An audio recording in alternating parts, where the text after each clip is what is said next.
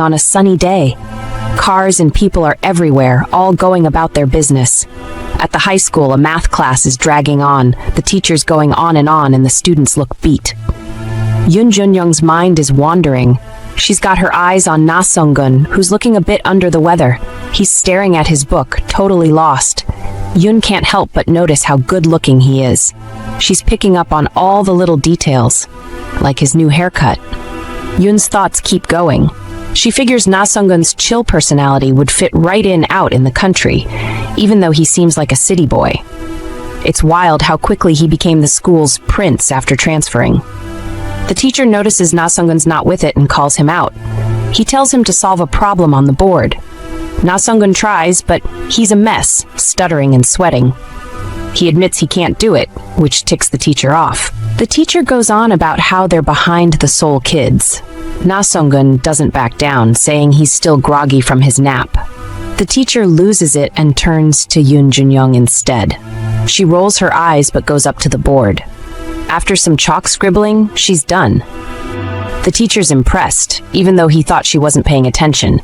Turns out the best student in class came through again. Yun's not feeling the praise. She knows she's only the top student because the school's so tiny and not great. The teacher's feeling smug now.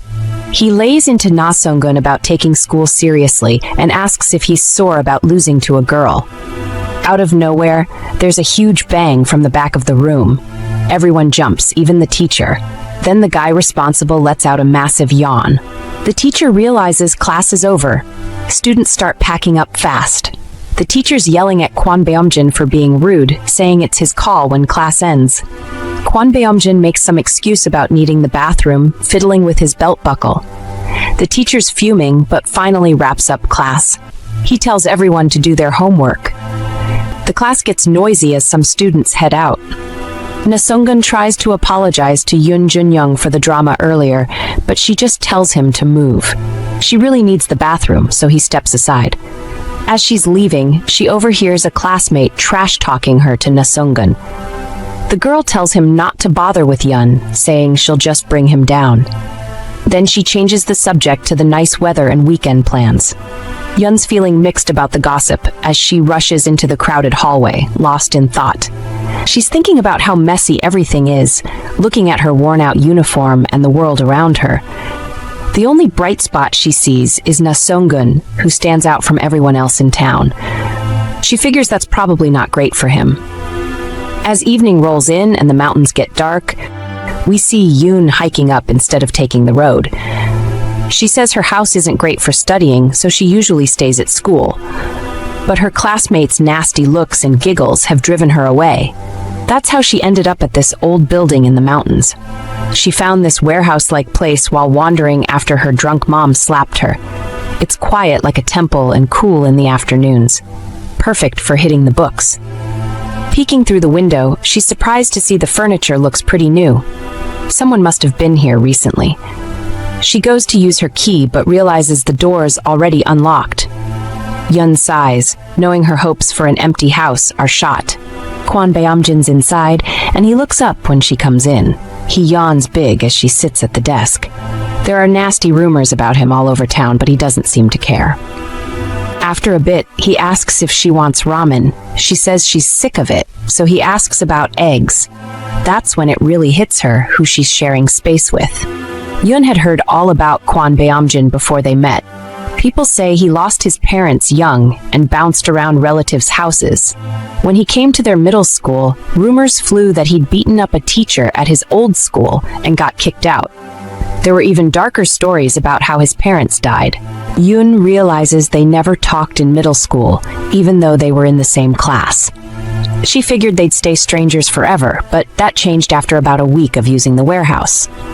One day while she's studying, she hears a noise and looks around. She spots a creepy figure on the second floor.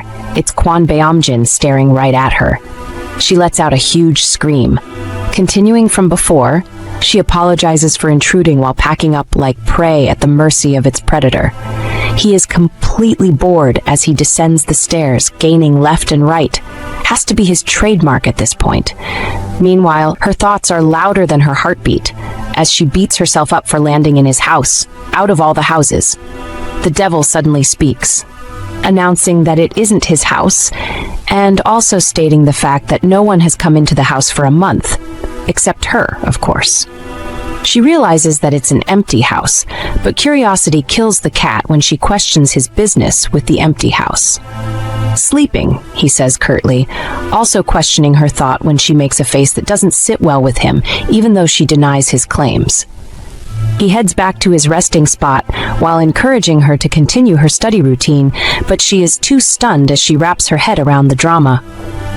Just before he shuts his eyes, she calls out to him but stops herself as she thinks the situation through, battling with the options of leaving or not, especially given his unhinged history. However, she weighs her options further, taking in the beautiful study space and also wishing she had found the house before him, even though he is in no position to claim ownership of the house. Right? Her thoughts seek answers. Making her way to the second floor, she stares closely at his resting form, wondering if he is actually asleep, but you wouldn't guess what happens next. He voices something about spilling her heart, but she is rather startled to her bones, making a shitty show of almost falling off from the rail. Lo and behold, he catches her wrist and drags her to his chest while his hands rest on her back in a protective style. He whispers in her ear to be more careful since the ceiling is too low, but her attention rests on his hand at her lower back. Her thoughts sing the siren of danger as she pushes off him with all she has, screaming at him to back off. He expresses his hurt at her ill treatment, given the fact that she just saved her precious life, but she ignores his pitiful act, finally asking the question, troubling her thoughts about her coming to study.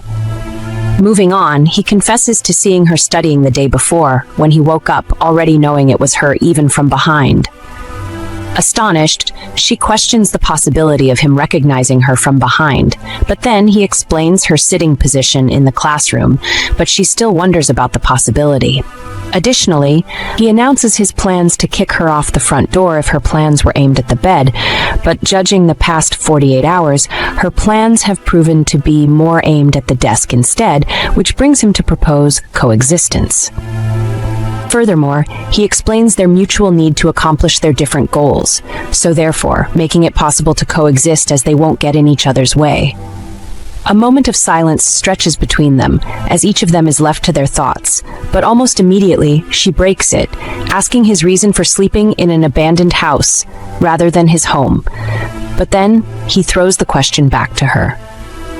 A typical picture of the said home flicks through her memory, but she brushes it off, wondering what his circumstances might be, since everyone has their demons they fight. The duo discuss needing a lock to avoid problems from mountain hiking strangers, and suddenly Junyoung battles with her decision once more, but he stills her ravaging thoughts, reminding her of their coexisting plan, and with that, he shoo her away to her study area. The stress from the drama weighs her down as she descends the stairs, wondering if she has made the worst decision of her life, or the best. She seizes the opportunity to formally introduce herself, but he reminds her of his ability to recall people's names, even though he is literally the worst when it comes to studies. Oh well, she is out of options, finally coming to terms with her new reality of sharing an abandoned space with the supposed town bully. The difference between them is clear, as Kwon Beom-jin occupies the second floor while she occupies the ground floor. However, this doesn't do any justice to their relationship in school, since they walk past each other without uttering a single word, which also isn't so different from their relationship back in the warehouse until this moment. They both stare at the hot ramen before them. She gets a tiny bit excited when she spots cheese in the ramen, even though she loathes the fact that he cooks ramen every single day. They dive into the hot food, having a brief discussion after, seeming surprised at the way he turned out better than she had expected. She questions how many eggs he had put in it, and he grumpily answers, 5. Our leading female becomes insufferable, complaining about the mixed yolk and thick soup, but he cuts her short, informing her to adjust her taste and eat whatever she finds rather than what she hopes for. Hopefully, this strikes up some sort of conversation about his dislikes and her terrible personality, which can also pass for observant. In his bid to stuff his mouth with hot ramen, he spills some soup on her shirt, causing her to screech, but he is so over her drama, informing her to wash it whenever she gets home. However, she fumes due to her shattered plans to repeat the same shirt the following day. But hold up! Out of nowhere, he orders her to take off the shirt, also informing her of his plans to wash it. She is completely taken aback, questioning what he means exactly, but then he pins her with a pointed look as he issues his command as a matter of factly. Cursing aloud, she mistakenly bumps her head on the wall behind her, and we trust Kwon Beom-jin to make that a topic of discussion, pulling her legs with a habit of banging her legs on things, especially when being super smart. Without warning, he pulls off his shirt, revealing his sculpted body that will have the jaws of all females dropping in an instant. He hands her his shirt and orders her to take off hers, suggesting that it will be easier to wash at the moment, but she pins him with a disbelieving look that does nothing to his ego. She wonders why he chooses to go far and mentally calculates the hassle it will take to wash when she gets back home. Deciding to avoid hard labor, she snatches the shirt from his grasp, instructing him to wait outside, which he grumpily does. She stares hard at his shirt, and after a short while, she signals him to come in, immediately handing him her shirt. But he stares at it with an indifferent expression, making her question his generous offer. Without hesitation, he takes the shirt from her, but not without warning her not to leak his good act to anyone else, although she wonders what he is going on about. A few moments pass with deafening silence as she ogles from behind. She finds it quite funny yet impressive that a guy with a great body does something so casual. She also observes the lack of tattoos inking his skin and the nice scent from his shirt, far from her initial thought of him.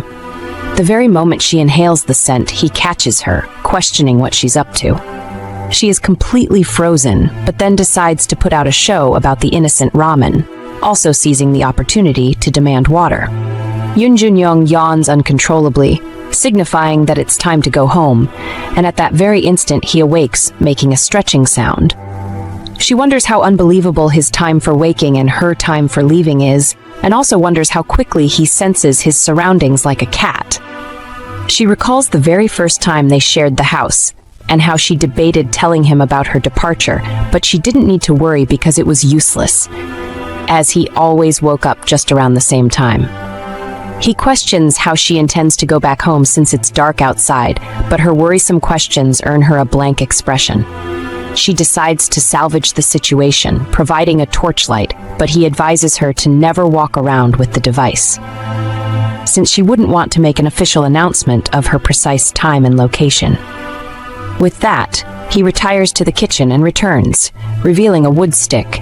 Blood rushes through her ears as her adrenaline rises to a dangerous level. Her thoughts are a mess, regretting her decision to lower her guard, but to her greatest surprise, he instructs her to hold the stick and follow his lead.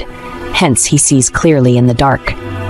Ever since then, it has been their daily routine when heading home. Let's not forget the fact that he went out of his way to make a handle for the stick, and this makes her see a person completely different from the rumors.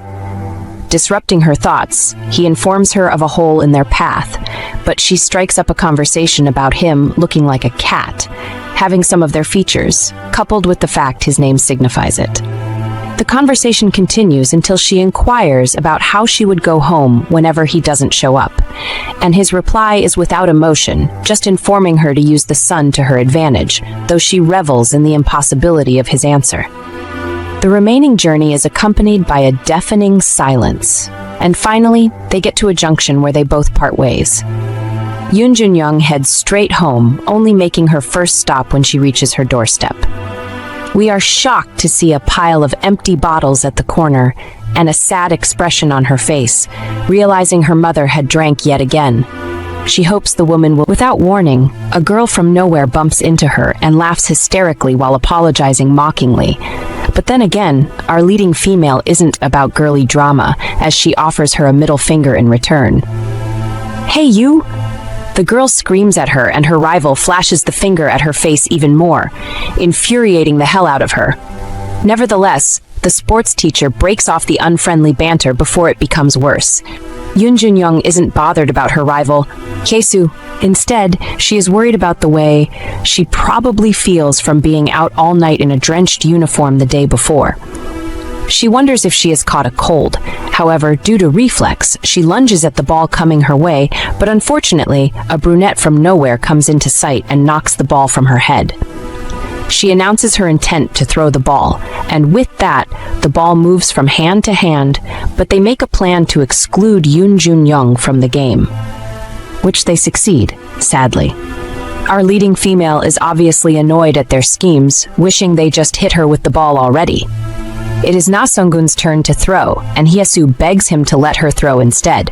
Meanwhile, Junyoung's condition worsens, even as she makes plans to stop by the nurse's office.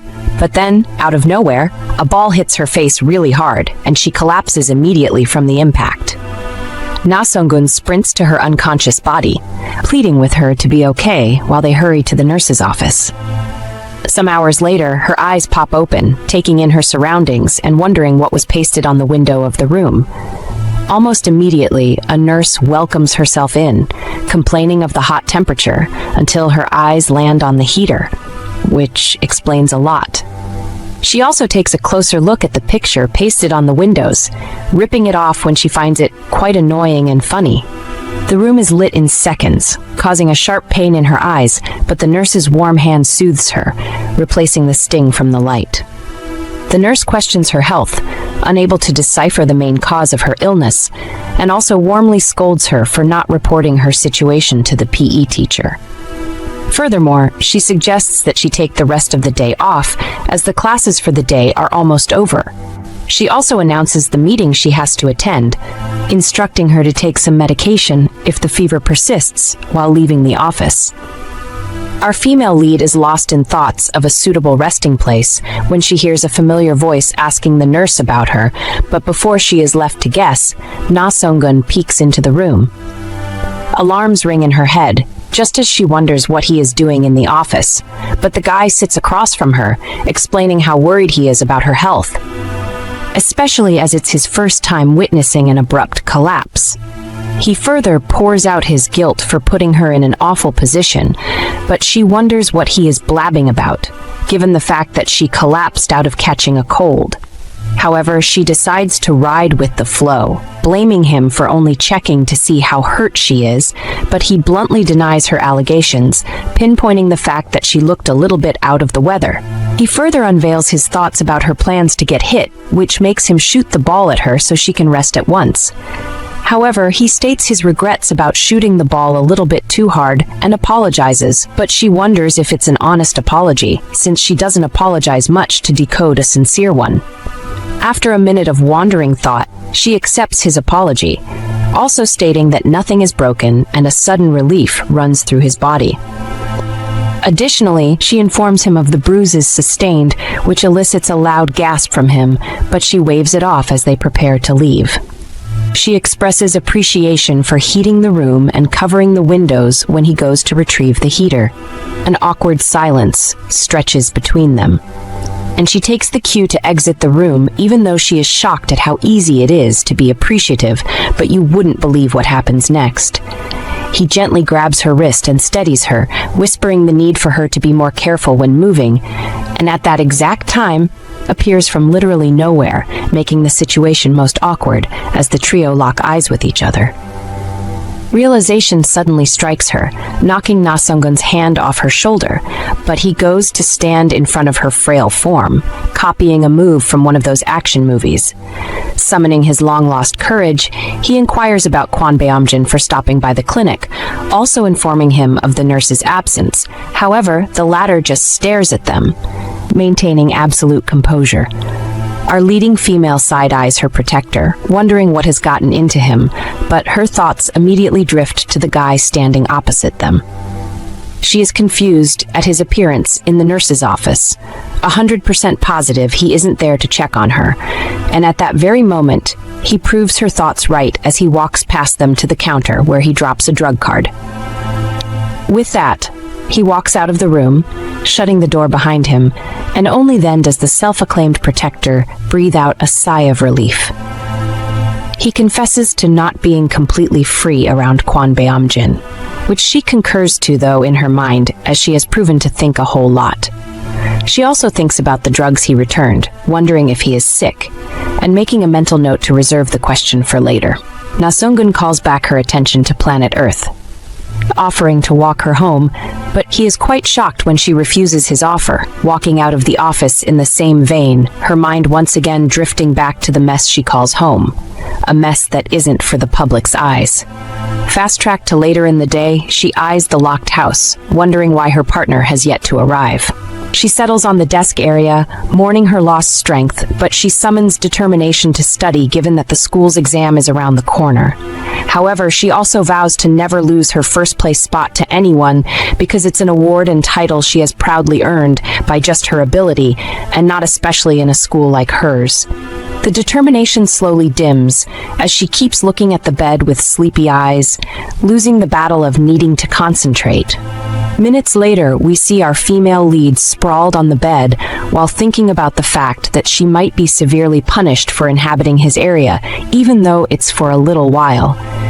She drifts back to the encounter in the nurse's office, wondering why he had to embarrass her, especially after seeing her and the other guy together. She continues to seek answers from her thoughts, picturing his face void of any sort of expressions as he stared at them earlier. Different feelings circulate through her body, including the feeling of him showing up any second from now, and suddenly she ponders on how to go home, since she's without a flashlight for a while now, and with that she blackouts.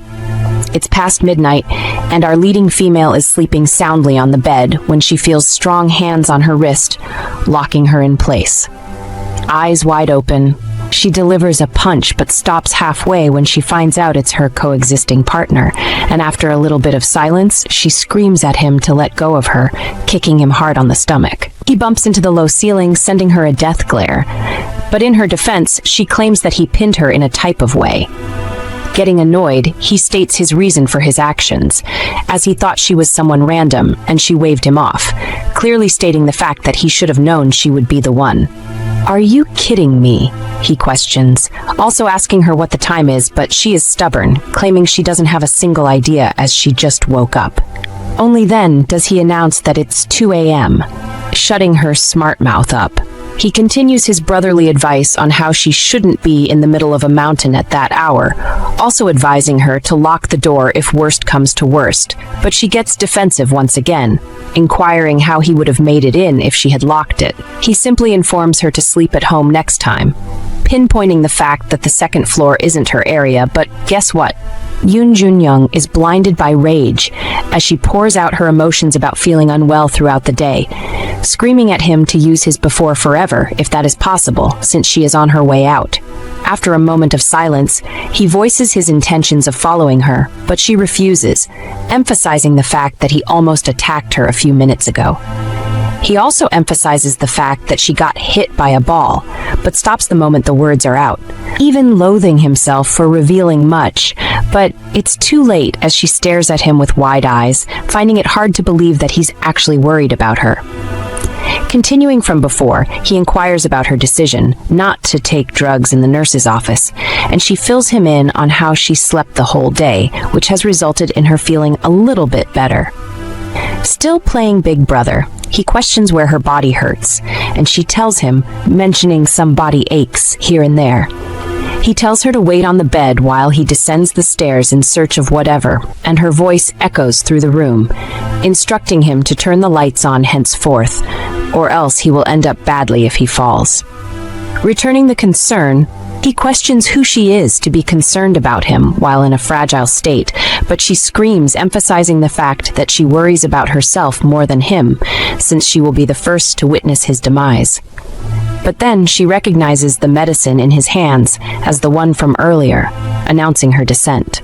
He doesn't let her, as she is too dizzy to descend the stairs, and soon after he offers her the medication.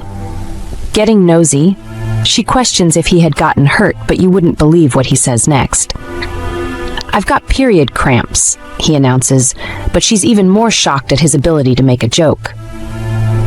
She suddenly breaks into a laughing fit when understanding dawns on her, wishing she had a close friend at this point to share an interesting laugh with. Her hysterical laughter persists while he just stares at her, only speaking with her when she's had her full. The duo gets into a conversation, even as Kwon Beom-jin inquires about her need to get home, but she simply fills him in on her plans of crashing at the warehouse, and she switches to talking about his sleeping habit when he orders her to go to her area. She refuses to move an inch, hell-bent on nagging the life out of the innocent boy concerning his sleeping habit, even after he offers to walk her home. It turns into a mini back and forth until she blurts out something about him staying the night, which earns her a confused look. Instantly, she rephrases the moment she realizes what her initial statement might have meant, but he has already given up on her mouth and choice of words. Returning to the conversation, he speaks about their designated areas in the house, but she cuts him off, confessing that it's also a resting place for her. She is surprised at how much she has said to him, even as she patiently waits for his answer, but rather he descends the stairs in swift movements, almost falling when he misses a step. She mouths a thank you that is followed by screams for him to be more careful. He waves her off by telling her to sleep while he settles on the desk. Kwon Beom-jin is fed up with her when she calls him a minute later, pleading with him to turn off the light, which he does. We are shocked to see a smile across her face. No, scratch that. Her entire face is lit with a smile, which is indeed a sight to behold given her sad history. She drifts into her thoughts, finding solace in the strange house and Kwon Beom-jin's presence. Only then does she sniff the faint scent of him on the bed, knowing fully well that personalities like his don't use cologne, sinking further into it. She wonders how two personalities could exist in one body, and switching back to reality, she makes the last joke of the night about his period cramps, followed by his threat to throw her out if she persists with her jokes. The following morning, she stretches with reckless abandon as she searches her memory for the last time she slept so soundly. She also observes how refreshing she feels when the aroma of spicy, delicious ramen fills her nose, and she looks down to find Kwon Beom-jin doing what he does best. Her voice fills the space, just as she questions the possibility of having only ramen on his menu, but he ignores the heck out of her, causing her to be embarrassed. She descends the stairs, notifying him to turn off the light as she can see clearly, but he lets her know that he won't be in the position of seeing her broken, lifeless body on the floor. She says something about him being not only a witness but also a suspect if that should happen, and he questions the motive. She makes a dry joke about sleeping on his bed all day, laughing hysterically while he gives her a look that screams, "Not funny." Beholding the delicacy, she salivates at the rich ingredients, but expresses her hurt concerning the broken yolk. He accuses her of reeking of sweat, but she announces her plans to have a lovely warm bath after eating, and with that, they dig into the food. Shortly after, we see our favorite guy at the moment doing the dishes as she watches him from behind, absolutely loving what she beholds when she spots a towel on the counter, awaiting use. She snatches it from him, although intending to borrow him, but she doesn't end there. They get into a conversation about washing their hair and whatnot when she complains about how gross her hair will be. He inquires the person likely to be concerned about her hair, immediately calling Na Sung-gun's name, which leaves her utterly confused. She questions further, but he switches the conversation about going home, and silence falls on her when she whispers, "Yeah." Kwon Beom-jin is super attentive when he boils water, instructing her to do the same whenever she wants a quick bath. She suddenly turns a good girl, informing him to take a quick sleep while she showers. Nevertheless, he teases her about sweating a lot and she bites back at him. Moving on, he announces his intentions to sleep, in the same vein, notifying her to let him be. After some minutes pass, she dries her hair while preparing for school. She side-eyes his sleeping frame, wishing he would refocus his energy on schoolwork, even though it could be a threat to her first-place spot. Thinking about his grades as she walks a lonely path, the mean girls of the class block her way, grating on her nerves yet again. Moving forward, Haesu accuses her of performing a childish act of fainting to see Na Sung-gun's attention. Hold up, our female lead is shocked, even as she seeks clarity to their accusations, but they chorus, "You like Na Sung-gun, stating all sorts of reasons like acting uninterested around him when she appears really shocked. She drifts into thoughts, thinking of all sorts of things that are Na Sung-gun, and knocking off the thought, she sidesteps the girls, but Hee-soo pokes at her, stopping her in her tracks. She whispers something about her mother as a means to threaten her, but the topic of the discussion holas at the girls, immediately fixing his attention on Junyoung. He asks about her health, but she informs him to mind his business, leaving him to gawk in shock. Leaving his presence, she freezes when she sees Kwon Beom-jin on her part, and she does the same as before, which is to mind her business. During classes, she appears distracted, thinking about her encounter with the mean girls, and wondering what she knows about her mother. Junyoung can never boast of a normal mother-daughter relationship because her mother isn't normal. Even though they lived together, she doesn't know anything about her other than she is in pain and uses her daughter as a punching bag, which makes her too careless and less concerned about her situation. What's more, poverty has been more of an awful bitch to her, but not more than what pain has turned her mother into. Recently, she noticed her mother kept some money by the corner, and ever since, that has automatically turned into her allowance. She vows to be the best at everything, but suddenly, she feels something hard smack her head with an annoying teacher by her side. He scolds her for dozing off in class and also accuses her of avoiding her classmates, which is technically true. Lo and behold, it appears that the math teacher is a perverted man with a track record of sexual harassment who makes her life more difficult after she refuses to join the mathematics club. He keeps up his rambles while she silently prays for his demise, but Na Sung-gun is God-sent when he disrupts his taunts and apologizes for putting her in that state, especially after her mini breakdown the last day. The man keeps up with his rambles, accusing her of being lovesick, but my oh my, Kwon Beom-jin is fed up with his gibberish, just as he shoots a basketball to the board, only missing his head by an inch. Suddenly, the class is silent and all eyes fall on him as he describes how badly the ball was shot at her, but the teacher screams his name, demanding an apology letter by the end of the day. Hee-soo inquires about his reason for giving himself up, and he lets her know that it's his fault at the end of the day. However, looks in Kwon Beom-jin's direction, wondering what is going on between the both of them, although he can't seem to get his thoughts together, as it bothers him even more. Moments later, the trio is seen, each crafting an apology letter, when Kwon Beom-jin leaves the class suddenly with an empty sheet. This makes her wonder if he is going to be punished lightly or not. Also a bit shocked at his newly discovered personality of standing up for others. The class is filled with whispers of Junyoung and Kwon Beom-jin, and weird glances thrown her way when she reaches for Kwon Beom-jin. Not ready to jeopardize the friendship she has with him, she calls out to him, demanding his apology letter and knowing fully well what a pest the math teacher is. At this very point, the whole class peeks out of the door to catch up on the latest drama. Meanwhile, Kwon Beom-jin ignores her entirety, continuing his stride. Without warning, she reaches for his hand, but he jerks it off, his eyes the color of molten gold, and throws her a question of who she thinks she is. Junyoung is stunned at his fierceness, even as eavesdroppers are determined to get the full gist and watch them for every action. On the other hand, Na Sung-gun steps in, offering to teach him to write the letter, but he stares at both of them like deluded bunnies and leaves their presence. However, Na Sung-gun expresses his pain in not knowing the first thing about writing an apology letter, let alone teaching someone. He throws her a question about the situation, but she replies with a resounding no, which makes him panic even more. Moreover, she ponders what his reason is for acting the way he does around her, but recites a short epistle that could pass for an apology letter. The conversation persists when he suddenly asks if he has done her wrong, but she lets him know that he hasn't, stating her reasons. She walks back to the classroom, but can't help noticing how little and unimportant he makes her feel without even lifting a finger. She's coming. Her classmates scurry back to their respective desks, while Hee-soo decides to annoy her even more by asking what is going on between her and Kwon Beom-jin.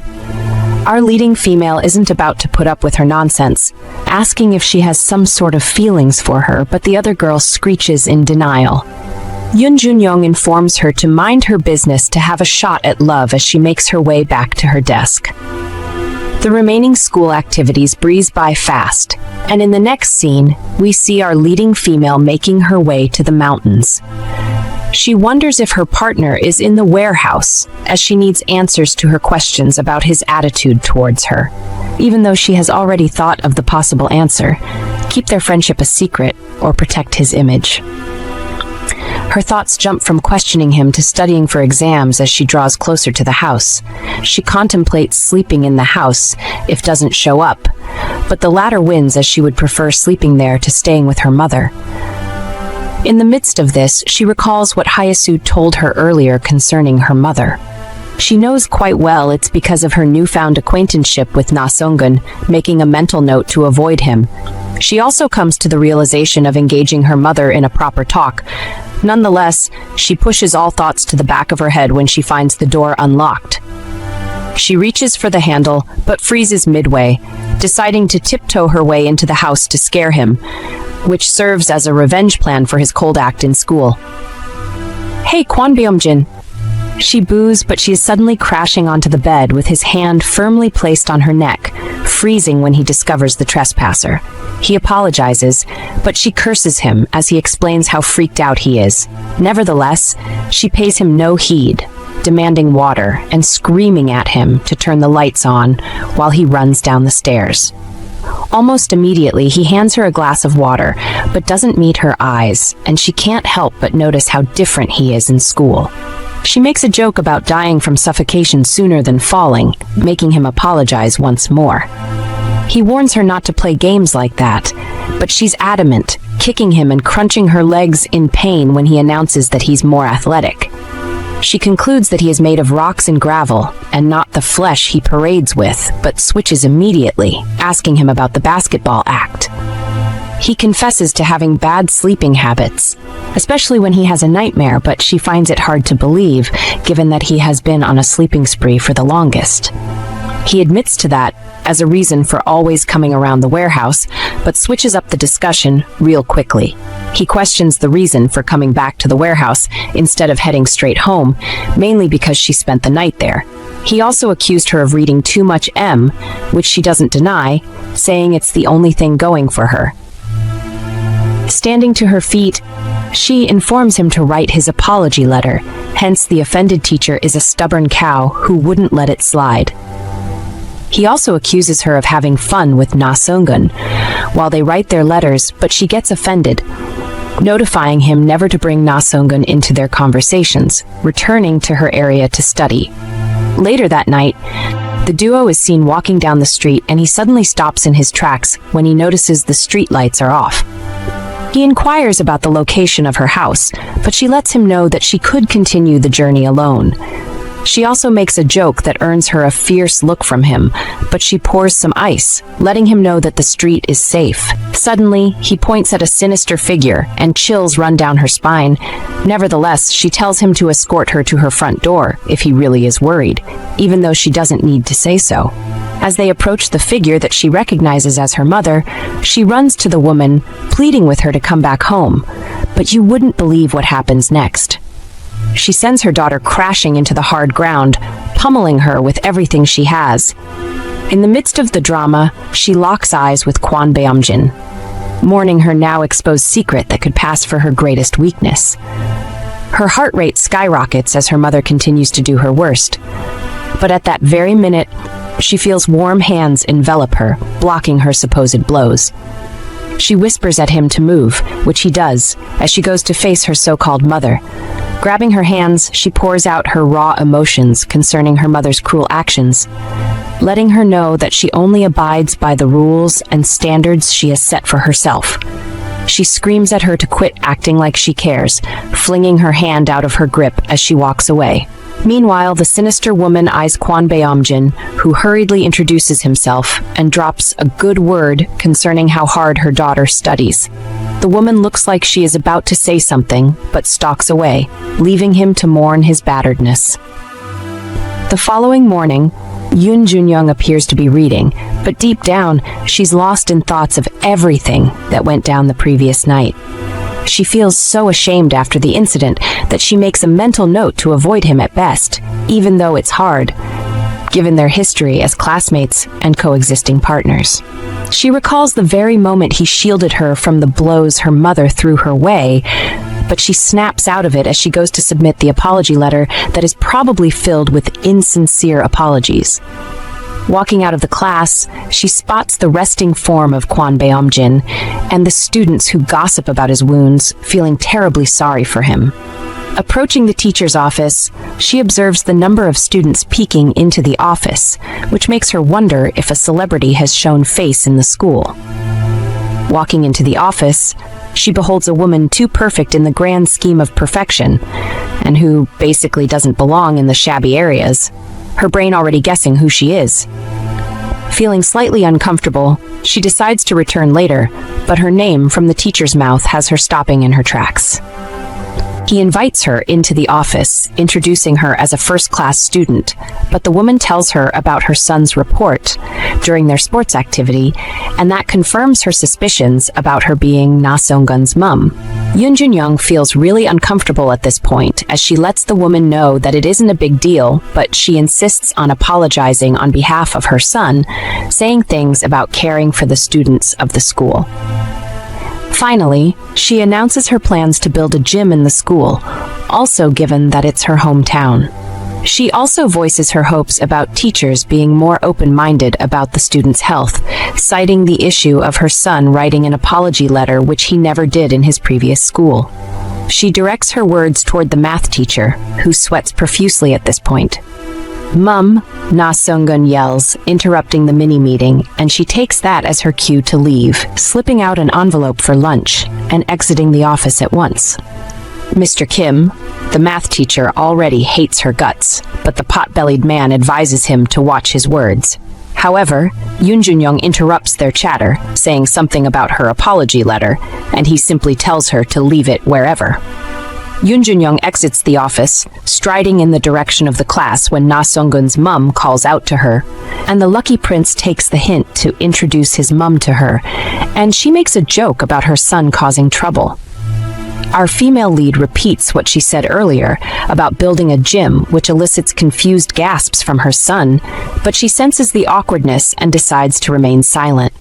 The woman inches closer to her, talking about what her son rambles about at every given moment, and she takes the time to appreciate Junyoung's beauty and intelligence. Lo and behold, we and Na Sung-gun are in brutal shock when she invites the innocent student to her house, a meeting scheduled for Saturday. She tries to refuse, but Na Sung-gun's mum's mind is already made up, telling her the location of her house and the time of the meetup, and with that, she leaves the premises. Her son apologizes for his mother's spontaneity, and in return she apologizes for future disappointments since won't be visiting them for no reason. Na Sung-gun, on the other hand, doesn't give her the satisfaction of being cold, acting similarly to his mother when he leaves for the classroom, leaving her feeling helpless in the hallway. The next scene reveals hands slamming forcefully on the desk as Hyesu boils in agony at the news of Na Sung-gun's mum inviting her competition for a lunch date. Their voice echoes the entirety of the class, sipping into Kwon Beom-jin's ears. Feeling uncomfortable, he resumes a sitting position, and of all times, Na Sung-gun walks past him to his desk, and this throws him into the pool of his thoughts. He wonders why he invited Junyoung to his house, and almost immediately, she walks past him, careful not to lock eyes with him. Staring at the back of her head for a while now, he wonders what might be going through her mind, already preferring the moments she is immersed in her studies. To him, it's a soothing habit that stills the atmosphere, as he can only imagine her shining through because she is special. He admits to her being the only cure for his loneliness, even when the world gets really tiring. She thinks about the fact that she is famous to everyone except herself, and the fact that she loves to be left alone, despite the amount of people pinning around her. He thinks of the relief staring at the back of her head, including the way she studied at a position for a very long time. He wonders if she truly loves studying or if it's an escape from her harsh reality. He doesn't end there. also thinking of the few things he notices while staring at her, and it's the fact that she stares at Na Sung-gun, which is kind of disappointing. He goes on and on about how he approached her but got snubbed at the end of the day. Time flies until the day he met her at the abandoned warehouse, and the way she reacted, which was priceless given that she could pass for a ghost. It's no news that he enjoys being around her and adores their secret relationship, but also wonders how to resolve the issue between them from the drama that happened the previous night. He wishes he didn't see anything, partly blaming her mother for being a strange parent. Fast track to Saturday, we see Junyoung on her way to her launch date with Na Sung-gun and his mum. She is dressed smartly but looks unhappy as she thinks she is shabby looking but doesn't care, silently loathing the math teacher for making them write an apology letter in the very first place. She wonders why the woman had invited her, already strategizing her exit when she sees a familiar figure waving at her. He looks charming, or so she thinks, but she maintains a cold expression when he approaches her. He bombards her with questions that she doesn't exactly have answers to, remaining silent while he does the talking. She questions his mother's spontaneity in inviting people over, but his facial expression screams the answer she's looking for. They get into a conversation about the reason for the invite, and he says something about his mum taking cognizance of her name because it comes up often.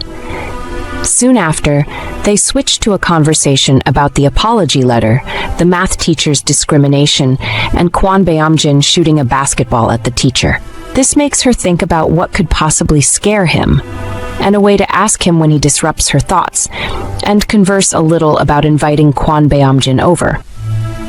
The discussion about the latter persists when he talks about both of them knowing each other quite well, irrespective of the fact that he had never seen them together. Na Sung-gun also confesses to the fact that he never did turn on the heater or mounted posters to block the light, and she stops, her eyes growing unbelievably wide as it clicks. Fast forward to the house, the servants show their respect to the young master, while she takes in the large space, even though she still thinks about the shocking revelation. They stride further into the living room where she meets his dazzling mum. After exchanging pleasantries, a certain Mr. Kim invites them to the diner where she gets an eyeful of all sorts of delicacies. She is in awe when she questions the availability of more guests, and her son announces that she is being excessive. Without wasting much time, they dig in. However, her mum strikes up a conversation about her grade, seeking to know the secret behind her exceptionalism, but her son tells her to lay off her neck and allow her to enjoy the meal. The woman is adamant, though, asking her guest a series of questions about her intended college and what she would love to study, also suggesting med and law school as a starting point. Junyoung isn't about to throw her ego in the mud, even as she sensibly replies to her incessant questions. Na Sung-gun's mum suddenly asks her about her father's occupation, although mincing her words not to sound so blunt. Continuing from before, Junyoung is cut off guard, mistakenly knocking off her drink and ruining her outfit as she stands on her feet. She apologizes for the havoc, and the woman immediately instructs Mr. Kim to prepare suitable clothes for her to change into. The awkwardness in the air can be sliced with a blunt, but she finally follows the man, going through a large hallway. However, she blames herself for not thinking about the possible question, just as the man shows her to a large room, offering her a seat while he scrambles off to do whatever. Our leading female is clearly sad at the becoming of the so-called lunch date. At the very moment, the woman in a dazzling red gown enters the room, handing her a dress that she carefully picked out for her. Junyoung receives it, offering her appreciation while the woman walks to the large, keeping her eyes busy. She wonders if the woman has somewhere to be, but brushes the thought from her mind. Na Sung-gun's mother strikes up a conversation mentioning her absent father and mentally ill mother, like literally if shock is a person. She continues her speech about feeling pity for people in her condition. Blah blah, also telling her to try on a smile when she sees how unimpressed her son's friend is. Taking the shirt, she recognizes it from the outfit the servants were putting on, but the woman praises its fitting on her while she burns in humiliation. Cutting to the chase, Our female lead simply inquires about the reason for her invite, and that's where all hell let loose. She finds out that she has no interest in her son, but instead, the reverse is the case, deciding to talk down on her. Junyoung isn't about to get insulted, as she matches up the woman's energy, which almost gets her slapped. Commending her high spirit, she advises her to watch her mouth for future purposes. However, she goes ahead to promise her guests the heavens and earth, provided she sticks to the deal. The latter remains silent but suddenly asks for her name, muttering something about Na Sung-gun, remembering his mum as just an aunt. As evening falls, the sky releases its blessing in the form of a heavy downpour. Meanwhile, we see Kwon Beom-jin on the bed, filled with random thoughts about Na Sung-gun and Junyoung having the best time of their lives. Not wanting to entertain the thoughts any longer, he decides to exercise, but that doesn't do justice to the ravenous thoughts eating up his mind. Thinking of a better option, he decides to take a run, but lo and behold, he is shocked to see his coexisting partner drenched by the rain standing at the doorstep, just as she stares back at him with sad eyes, and he mutters her name, Junyoung. She breezes past him, accusing him of being a pervert, but he ignores her as she climbs the stairs and pulls on the bed. She fist pounds the bed, expressing her loathing toward rich people, cursing them even, but he encourages her to get the bedsheet all dirty, as it's due to washing. After she's done with her episode, she heads downstairs. That's when he notices the shirt on her, and she confirms his suspicion. She recounts her experience, emphasizing the part of them giving her their workers' clothes just to look down on her. He inquires about her reason for accepting their shitty offer, and she explains that she was left with no choice as she couldn't walk around in just a bra. Saying no more, he hands her his shirt, instructing her to pull off her cold clothes. He's obviously bittered, wondering the reason for the invite in the very first place. Moreover, she disrupts his train of thought. She asks what he plans on wearing, but he ignores her question, telling her to pass the worker's shirt. Immediately, he tears it into pieces, which makes her scream her heart out concerning the wasted fabric, which makes him wonder if she has any sense of pride. Moving forward, she accuses him of flexing his muscles, telling him to put on some clothes, but instead he decides to tease her with the fact she loves staring at his built body. Rolling her eyes, she wonders what he is talking about, but goes ahead to properly explain what she meant, which shocks him even more. In the next scene, we see our female lead, trying but failing to put a sheet over his broad shoulders. He informs her that he isn't cold, but she remains adamant, still trying her best, and in that curse, he sniffs the faint smell of shampoo on her hair, but guess what? She catches him and the mood goes from 100 to 0. The awkward silence stretches between them while he wonders what conversation to bring up, and just in the nick of time, she talks about his unhealed wound, and they share a look. Don't ever hit someone, he muses, and she questions when she had ever. However, he makes reference to her mother's hit, hoping she wouldn't take after her, but she stares at him like he's loosed a nut, mentioning how unbelievable weird his joke is, and he lets her know how similar they are in the aspect. Concern flashes on his face when he questions the nature of the hit, and she lets him know the exact way it feels whenever she's in her moment, numbness that takes over her. She begs him to say something, anything, to ease the way she feels, and he drifts into thoughts, trying to decipher what she meant. He finally finds a solution, telling her about a part of him that no one really knows about. My father was a gang star. He continued telling her the story of the war that started after his father's death, as everyone wanted to seek revenge of all kinds. However, deep down, he finds solace in telling her, even though he doesn't want to admit it. She looks at him with wounded eyes. Nevertheless, he brushes off her sympathy.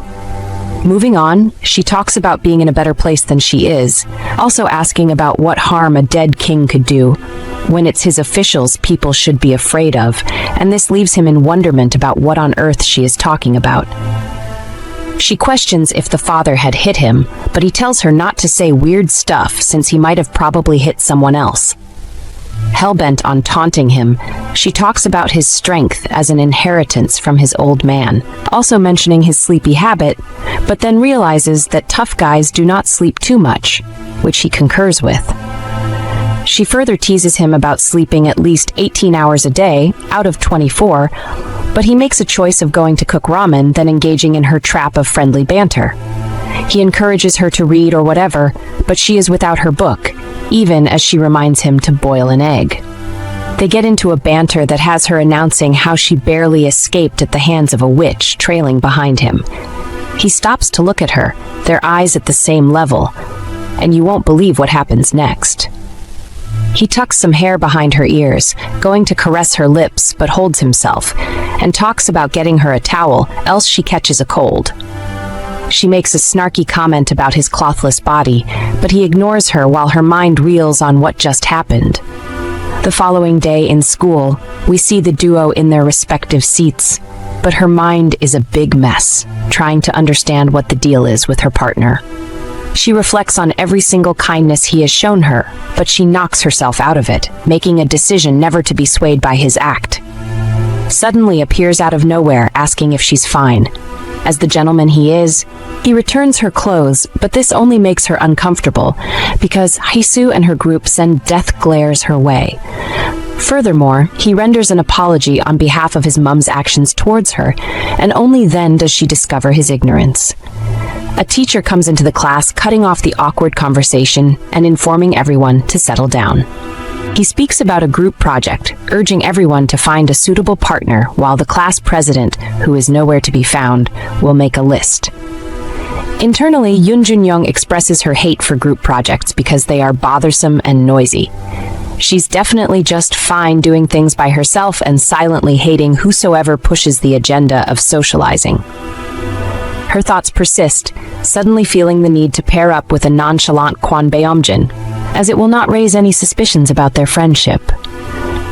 Just when you think you've seen it all, the little prince, Na Sung-gun, asks her to be his partner, but she refuses almost immediately. He doesn't give up, wanting to know her reason and who she intends to partner with, and she feels a slight discomfort, recounting the discussion from the past week and drawing a conclusion about him being somewhat like his mother. But then again, you wouldn't want to believe what happens next. Haesoo comes out of the blues, requesting to partner with her, taking her aback, but when she makes a move to reject her proposal, Haesoo threatens to spill some words that could be about her mother, and with this, she makes her decision, choosing Haesoo over Na Sung-gun. Our leading female accuses her of being so much in love with her, in a bid to taunt her, additionally making a mental note to finally shut her running mouth off of the days. Meanwhile, Haesoo screams at her but earns a glare from Na Sung-gun as she walks away. A minute of silence stretches between them, and he finally breaks it, commenting on her way of making friends. Nevertheless, she doesn't dwell too much on it as she glares at Kwon Beom-jin's sleeping form, clearly angry at him for sleeping at wrongest of times. Shifting to a new scene, we see Haesoo and Junyoung conversing in a private space. Even though the latter isn't cool with the idea, she finds solace knowing she could finish Haesoo off even with her eyes closed. The mean girls scream at her to let Na Sung-gun be, but she looks for different information, and the one that involves her mother. She informs her rival to get straight to the point when she starts beating around the bush, and the latter finally reveals her mother's activities in a motel located in an alleyway of the city, shocking her to her bones. The bearer of bad news questions how she can be arrogant living off the money harlotry. She returns to talk about her childish crush, but Junyoung cuts her off, asking who her source is, and she happily announces her dad, describing someone that perfectly fits her mother. Junyoung is shocked at the news, weighing the impossibility as her mother is mentally unfit for the accusations. But then, she remembers the bills she usually leaves on the counter. Internally, she decides to maintain composure, but Haesoo keeps crossing the line when she pokes at her and spews out all sorts of degrading words. She doesn't end there. She comments on making the classroom unfit for the rest of the students due to her mother's lifestyle. Meanwhile, our female lead is determined to get to the bottom of this case, also questioning her father's business with the area. She confidently announces the meeting he was attending, but her bubbles get busted when she realizes that only bars operate in the area, and mostly at night. In return, she accuses her father of being at the mercy of disease. Without warning, Jisoo slaps her, accusing her mother of harlotry, and the ladies get into a physical altercation, but Junyoung slams her into the wall, sarcastically encouraging her to spread the rumors. She gladly points out the toll it will take on her family, and she screams at her to let go, shoving her off. At that moment, three guys, also known as the third-year bullies, interrupt them, voicing how loud they are. The leader of the gang teases the girls over picking a side, but gets sad if he gets rejected, which means trouble. Hisoo is so scared that she could pee her pants when she seeks solace in her competition, turn friend at the moment. Meanwhile, our female lead develops an escape strategy, but most importantly, prays that the heavens protect her. Just in the nick of time, a tall frame appears at the door, staring at the bullies without emotions. She breathes a sigh of relief, but the gang leader doesn't take the hint, even almost challenging him until his mates reveal his identity. Kwon Beom-jin silently stares at them until they are completely mute, and only then does he speak, inviting Hisoo for a quick talk, while the other lady revels in the feeling of her knights in shining armor. Hisoo walks out shamefully along with Kwon Beom-jin, leaving his partner with the playground bullies. Curiosity kills the cat, as the latter are left wondering what might be going on between the both of them. Fixing their attention on the female amongst them, they seek answers to the Hyasu's situation. Instead, she bares her mind to them, which consists of a lot of schoolwork. They are unable to talk as she walks past them, even as they suggest studying together. On the other hand, Haesoo calls back Kwon Beom-jin's attention when she observes how hard he stares at her competition.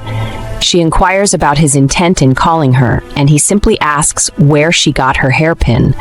Nevertheless, she spills the beans about her mother getting it from one of her travels. Immediately, he leaves her presence, leaving her in wonderment at his real reason for calling her. Realization strikes her that he might have done that to save her, just as blushes creep up her cheeks, even now observing how handsome he actually is.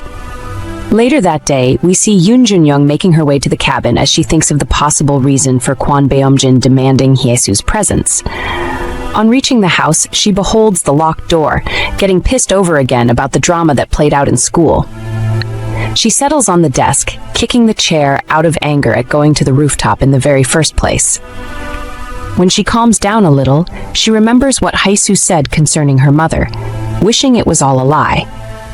However, she doesn't rule out the possibility, since the woman looks like she's tired of life. Moreover, she recalls what happened the night she attacked her in front of Kwon Beom-jin, judging her actions by how sensitive she must have gotten, staying overnight with a boy. She doesn't blame her because of her past, which she might have seen a reflection in her that night. For a woman who had her first and only issue at 17 years old, she was bound to flip. But most importantly, she hated Hisu's gut. Suddenly, the door flies open, revealing Kwon Beom-jin yawning as he breezes in. "Ramen?" he questions, but she coldly replies that she isn't interested, and that not even the offer of 2 eggs could influence her decision. She screams at him to eat it all, but he gets the hint that she might be having some sort of breakdown, and he welcomes her to vent all her frustrations on him. He questions the source of her irritation, pinpointing the rooftop confrontation, but she denies it, yet seizes the opportunity to find out what he had discussed with Haesoo. Sensing a slight jealousy, he teases her about interrogating her cheating husband. "What?" she screeches, asking if the word suits the relationship they have. But Kwon Beom-jin is really confused right now, asking what her exact problem is. He rules it as an influence from an empty stomach, opting to prepare ramen in minutes, and for the last time, she screams that she isn't hungry. A moment of silence stretches between them, but when he breaks it, they talk about remaining clueless until she decides to talk about it. So enough. They talk about their relationship and how people have been growing suspicious, but he informs her not to meddle in his affairs as it won't bring her any good. Junyoung is adamant, not caring what people would say, but he instructs her to take a step back a bit from the heating steam. She thinks of studying, but continues the conversation about their relationship and the fact he doesn't treat her weirdly, unlike everyone else. She wonders if her little speech had sounded odd, but it's too late because their eyes are locked down on each other when he asks about the weird things she had talked about. Curious, he inquires if the bullies had harmed her, but she tells him about the compliment, also telling him her order while striding back to her desk where she forces herself to remain calm.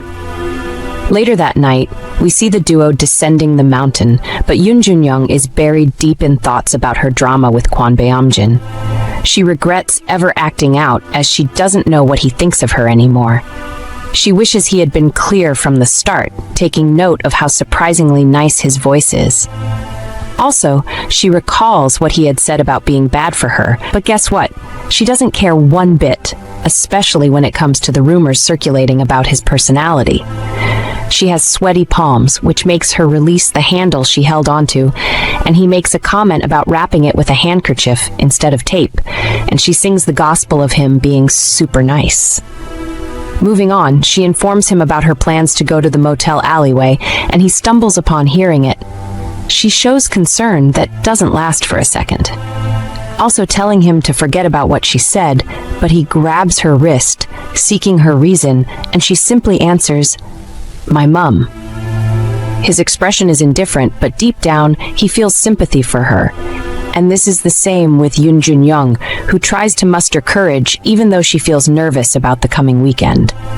She might have stopped Hisu from spreading the rumors, but she knows well enough to reach the bottom of it. Although she does not want to go there alone, she doesn't know how to act for his help in a way that won't seem desperate. And at that moment, he cuts through her thoughts, asking what time she plans on going. She acts dumb, even though he could read through it. However, she announces the time and her intent to buy him a burger as a thank you snack. He waves off her generosity, handing her the stick. They continue their journey, chattering about the math teacher and his loss of words when he visited him. Saturday breezes by fast as she gets ready for her appointment, although not after battling how good she is supposed to look. Meanwhile, Kwon Beom-jin is in his usual outfit, a cap being the extra, as he breezes past an accessory store, admiring some ribbons on display.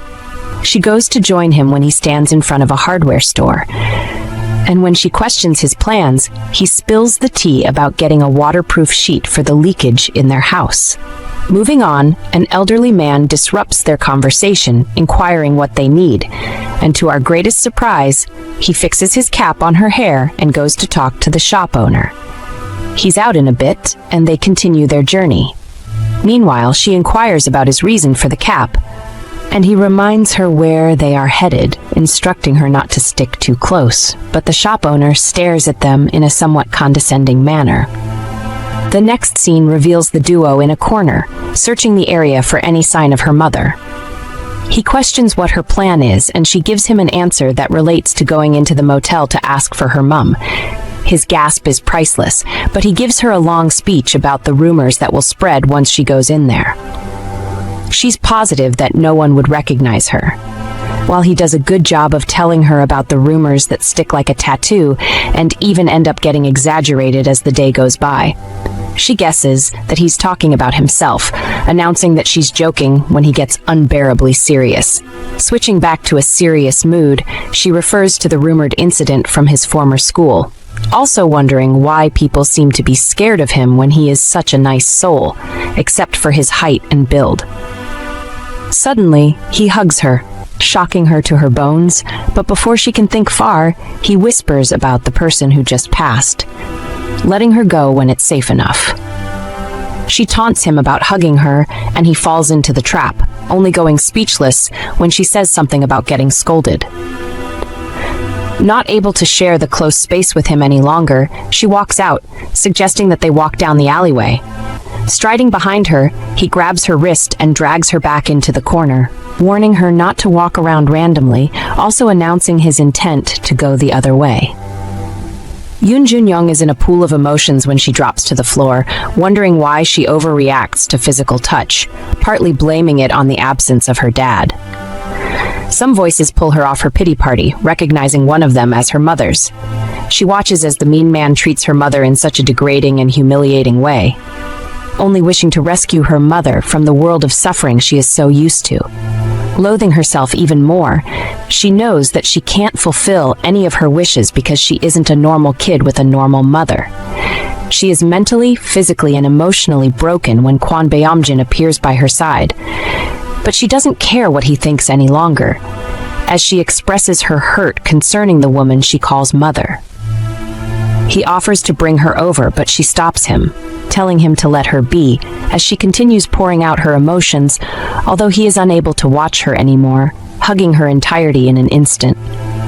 Junyoung is crying because of the situation she's in with her mother, and Kwon Beom-jin holds on to her, trying to comfort her into not crying. She keeps questioning herself on why her mother did that. He looks down and sees the way she is squeezing her hand. She's actually bleeding. He stops her from doing that and consoles her, then they both proceed to leave. As they walk down the street, she's quite hungry, and he suggests getting a burger for both of them, but she doesn't want to eat the burger, nor does she want to go home to eat ramen. So she insists that they should go on a picnic, and that he should use the money to buy the food that they are going to eat. He then hands over his wallet to her as he proceeds to continue walking. He tells her to use all the money in his wallet. She checks it, and the total money that is in the wallet is 30,000 won. They both head to the market. Meanwhile, Na Sung-gun and his mother are driving by, and they are having a little chat about Junyoung. His mother says she likes her as much as she dislikes. He tells his mom about the way she's always putting up a wall on all fronts, and if only he could have an opportunity to talk with her properly. Well, he looks through the windows. He sees Kwon Beom-jin. He looks closely and discovers he's walking with a girl. Na Sung-gun is trying to see the face of the girl he's walking with, but she's putting on a face cap. A few minutes later, he sees the face of the girl. He gasps in surprise because how did they know each other, he says to himself.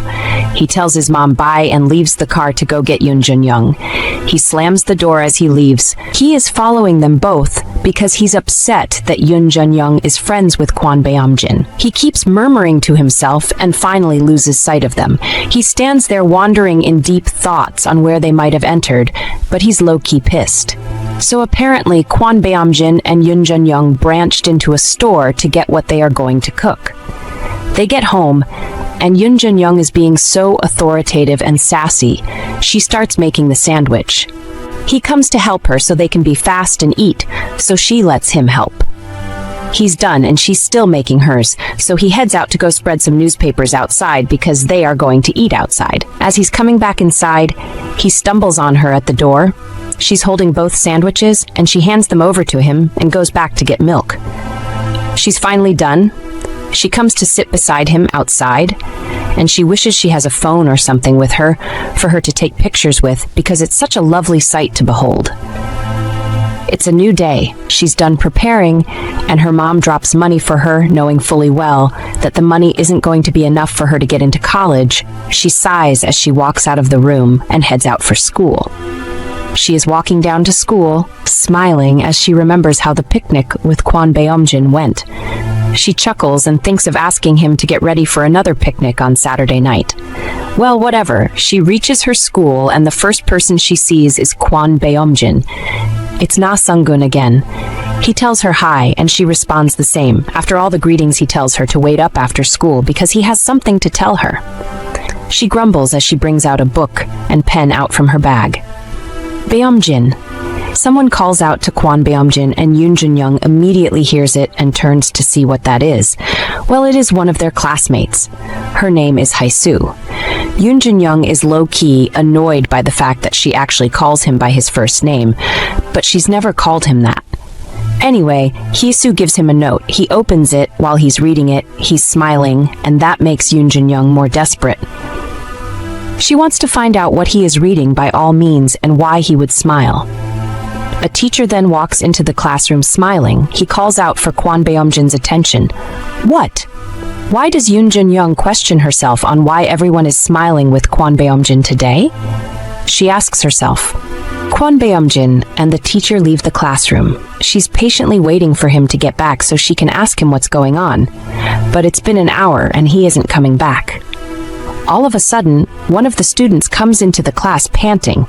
Everyone looks at him and he then bursts the news. "Guess what, guys?" he says. "Kwon Beom-jin was taken by the police." The whole class is surprised and they start murmuring again. Junyoung tries to convince some set of boys who were talking bad about Kwon Beom-jin that it might be a rumor, but they all want to attack her. Someone steps in and stops them. And who is that, by the way? It's Na Sung-gun. He tries to calm them down, and they are having a little discussion about what might have happened to Kwon Beom-jin. The teacher comes inside the class, and they just keep on questioning him about where Kwon Beom-jin is and why he was dragged by the police. But he calms them down and tells them it isn't really that big of a deal, so they should sit and learn. Some murmuring is still going on, so the teacher scolds them to pay attention because it's a few weeks to the exam and they need to focus more on their studies. So after school, Junyoung decides to head to Kwon Beom-jin's house, forgetting Na Sung-gun is meant to meet up with her after school too. Na Sung-gun calls out her name, but she rushes out of the classroom without hesitation. Na Sung-gun follows her outside and stops her to find out why she's leaving so early. She doesn't want to respond to him. She just wants to know what he wants to discuss with her. He asks her why she's in such a hurry and if she is going to the police station to visit Kwon Beom-jin, but she's not responding. He then spills on when he saw them together earlier the other day, and her reaction kinda looks surprising, but she keeps denying it. While they are both standing there, Mr. Kim shows up and asks Na Sung-gun to get his things so they can leave.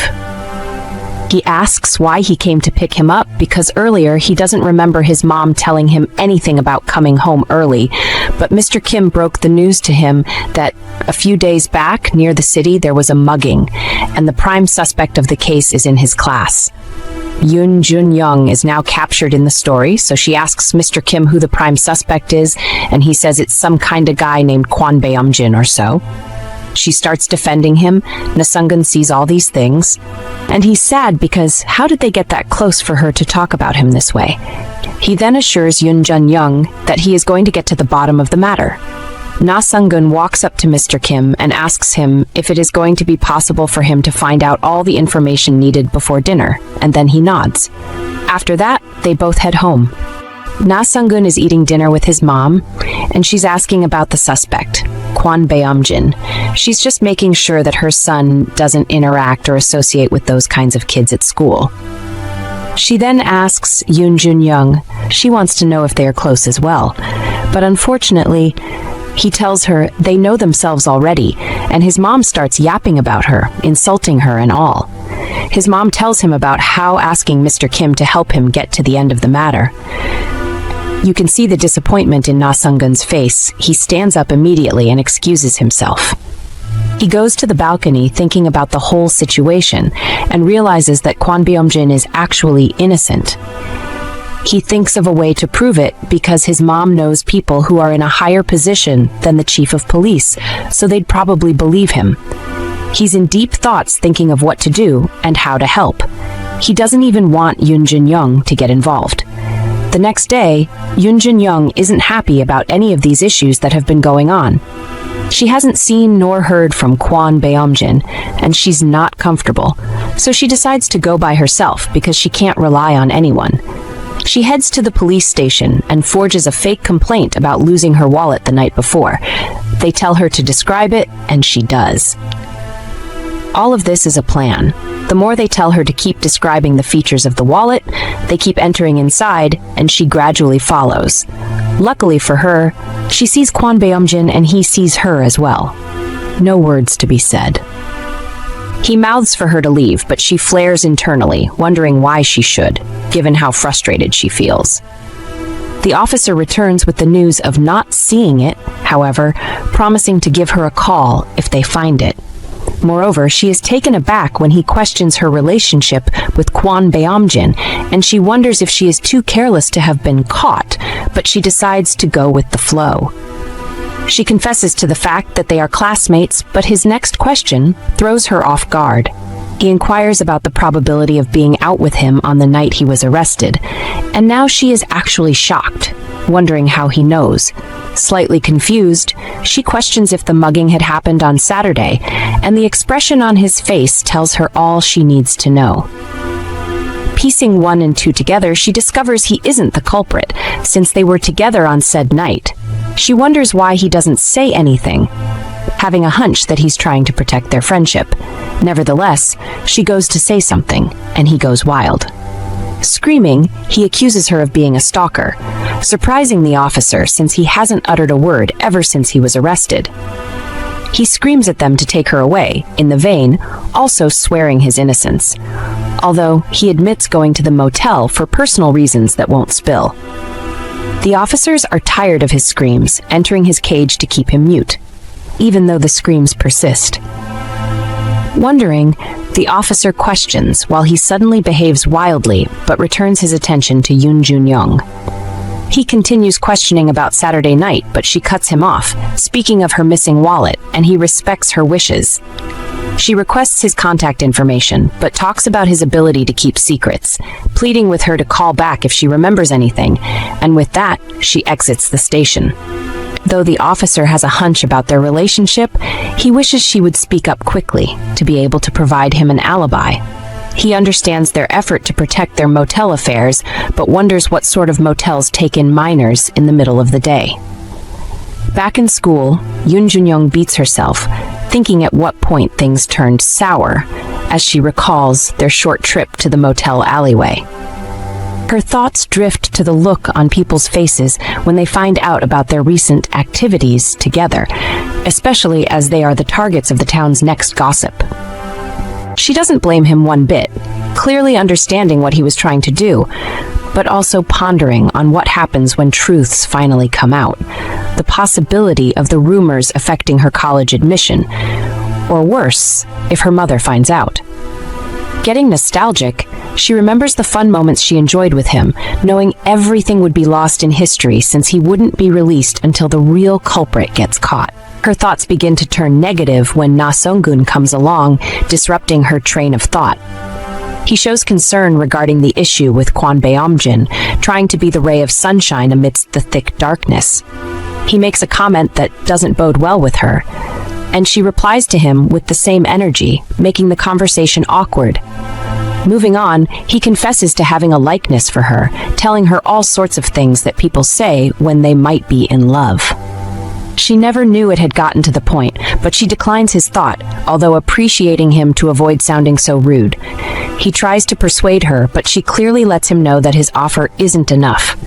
Not getting the hint enough, he comments on the relationship existing between her and Kwon Beom-jin, but she smiles when she makes a mental note to tell the truth to prove his innocence, even though it means their relationship will never be the same, ever again.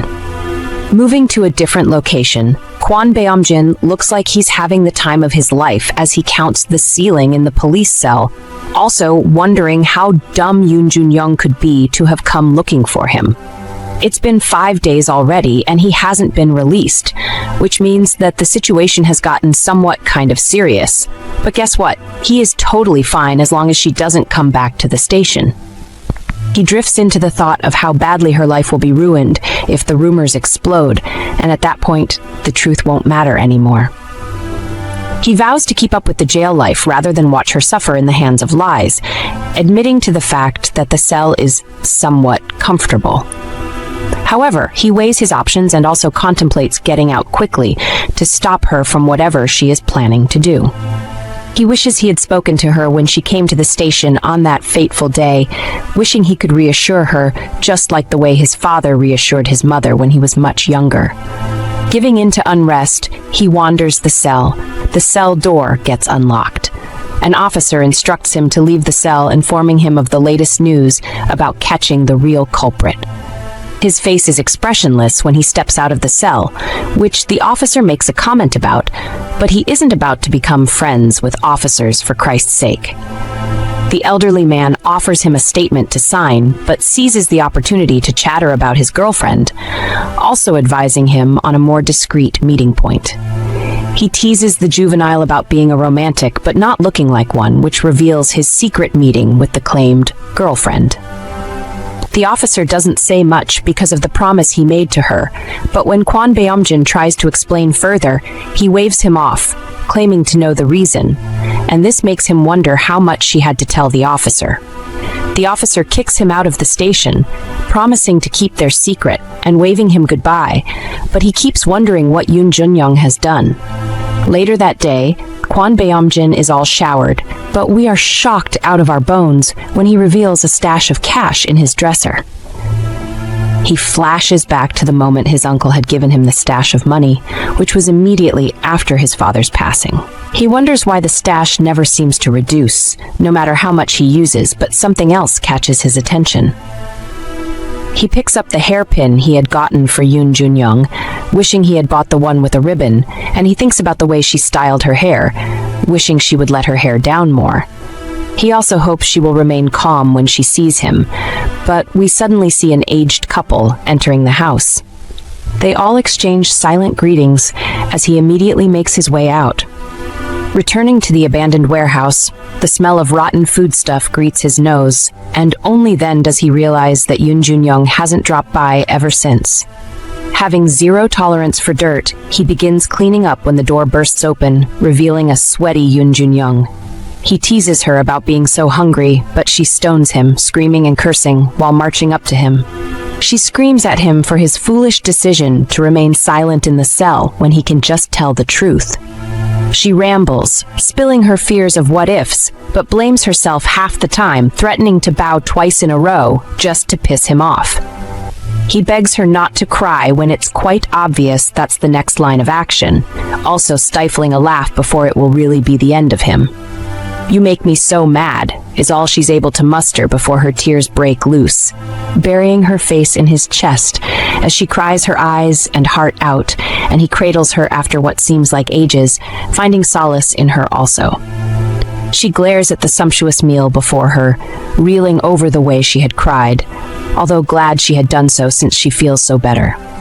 She recalls her swift movement back to the warehouse after the teacher had announced the news about his release. She partly regrets her actions initially, but his stoic expression does nothing to ease her pain. She bore holes in his back, but he tells her to air her chest, instead of flipping up on him the way she did before. She spills her intent on letting it slide, and he strides toward her, inquiring what she had told the officer, and she gladly answers, "The truth." His expression gets serious when he scolds her for taking such a risky decision, but she is completely adamant, getting defensive about the probability of the culprits never being caught. However, he insists that she never repeat such a risk, especially if the man suddenly develops a big mouth, but she's rest assured he won't say anything to jeopardize her life. She gets infuriated by his constant scolding, stating that his freedom is all that matters to her, and he changes the course of the discussion. He teases her about thinking about him instead of studying, and also making a comment about bowing in gratitude. She tries to deny it when he asks a question that throws her off guard. "Do you like me?" She is taken aback for a second, but gets defensive, buttressing the fact that he was arrested because of her, meaning she was bound to help, whether he liked it or not. He concurs with her, but we are shocked when he confesses his feelings for her, also teasing her lack of thinking most times. She's calm when she reflects on his confession, questioning the reason for his likeness, but his reply only infuriates her. She tries all she can to make him voice the exact moment he had fallen for her, but he is completely blank, although he confesses to thinking of every sleeping and waking hour. The confession makes her sober, as she just stares at her palms like a blushing Barbie doll. He leaves her to her studies for a quick nap, and she tells him when to expect her answer, although with the condition of retaining first place. He threatens to bury anyone who would take her place, mainly channeling the threat Hyuntae, usually ranked second place. She screams at him to watch his words before he gets another jail time, but he taunts her about her pride being on the line. The exam day approaches so fast, and all the students pay close attention to their script, as they tick their options in hopes that it's the correct one. All except for Kwon Beom-jin. He recalls the past days when he was diligent with his studies before his family's tragedy, but ever since then, he hasn't had the zeal to study until recently. He knows that watching Junyoung is starting to influence him in a way that makes it so much harder for him to imagine a future with her. That's if there's even a future. Ding dong! The bell goes off, signifying the end of the exams, and all the students exit the hall one after the other until it's just the two lovebirds. She confesses how hungry she is, but he ignores her, talking about the need to hunt down Hinte. She giggles at his childishness, which results in a mini back and forth about her position. A moment of silence stretches, but he breaks it, telling her to get going first to avoid suspicions. Nevertheless, she talks about getting more sandwiches, opting to follow him wherever he goes to get it. He makes her see reasons why she can't come along, emphasizing the fact that he just recently got released, which means he would be getting egged sooner or later. She counters his comment but gives up on his stubbornness and strides out. She doesn't get to the door when she inquires about how he expects to date her when they can't appear together in public. She doesn't wait to repeat herself, striding out of the class at once, but lo and behold, he could be mistaken for the speed of light when he grabs her, their eyes locking each other in an intense gaze. Breaking eye contact, he releases her hand while rendering an apology, but she makes a threat about strawberry jam that won't hurt a fly at the very least. She colors a bright shade of red when she exits the class for real this time. With a slap to his face, he blames her for being too cute, while a baby blush creeps up his cheek, and at that moment Na Sung-gun passes the class, following the direction of Junyoung. He wonders if he saw anything but can care less, because it is high time he knows his intentions for her, even though he claims to share the same feelings. Nonetheless, we are shocked to see a faint smile on his face when he recalls the question she had asked him earlier. It's a special day or so, Kwon Beom-jin thinks, remembering Junyoung's reaction from the night of his confession, which screams her answer. Walking down the street with all sorts of sweet things he got because she loves them, also makes a mental note to remove her present from the cabinet, hence he forgets. Now, in the midst of all his mental drama, he spots a heavily tinted black car, not the regular given its feature, and all hope shatters when he sees his uncle exiting the house. The man scrambles to meet him, asking all sorts of weird questions, and finally, he breaks the news of their departure to the harbor. His uncle asks about his valuables at home, but he only considers home wherever Junyoung is, knowing fully well that he can't just leave like that. He tries to salvage the situation by buying some time to see her, but notices the blood dripping from his uncle's hand. Knowing the severity of the situation, he finally heeds his uncle's pleas, wondering how he ever thought he could escape his reality. He thinks about Junyoung back in the warehouse, waiting for him to come, to walk her home at night, but the thoughts dissipate when a call brings him back to reality. Furthermore, they all get into the car, and he questions the possibility of returning, but the older man informs in that it's possible only if they survive the dark time. After a little drive, he begs his uncle to stop when he spots Na Sung-gun walking down the street. Quickly, he strides toward him, leaving a message about how sorry he is for leaving, pleading with him to relay it to Junyoung. He hopes that he will pass it on as he gets back into the car, leaving a confused Na Sung-gun in shock. His thoughts are a mess, thinking of the possibility of meeting her again somewhere, someplace, but at this point, unrealistic words only hurt more. Finally, it dawns on him that his life is far from normal, basking in the hard truth of never crossing paths with her, ever again. Regret is his new name, as he regrets not getting to spend his money, breaking her yoke, not knowing her craving for sweet things a little bit earlier, and finally not coming clean with his feelings from the onset. Immediately, hot tears stream down his eyes just as he buries his face in his palms. While Kwon Beom-jin is lost in his own thoughts, Junyoung waits for him at home. She asked him to pick up some strawberry jam earlier, but he's been gone for a long time, much longer than she expected. Eventually, she lies down, thinking he'll come back sooner or later, even if it's late.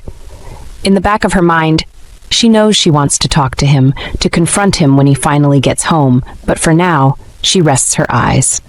The nap takes over, and when she wakes up later that night, the house is quiet, and there's still no sign of Kwon Beom-jin. She looks around, expecting him to be there, but the emptiness lingers, and she's left wondering where he could be. Years pass by, and Junyoung is now on a plane, flying back to a city that holds memories she hasn't let go of. The flight attendant's voice comes over the intercom, announcing that they're approaching Incheon International Airport and telling the passengers to prepare for landing.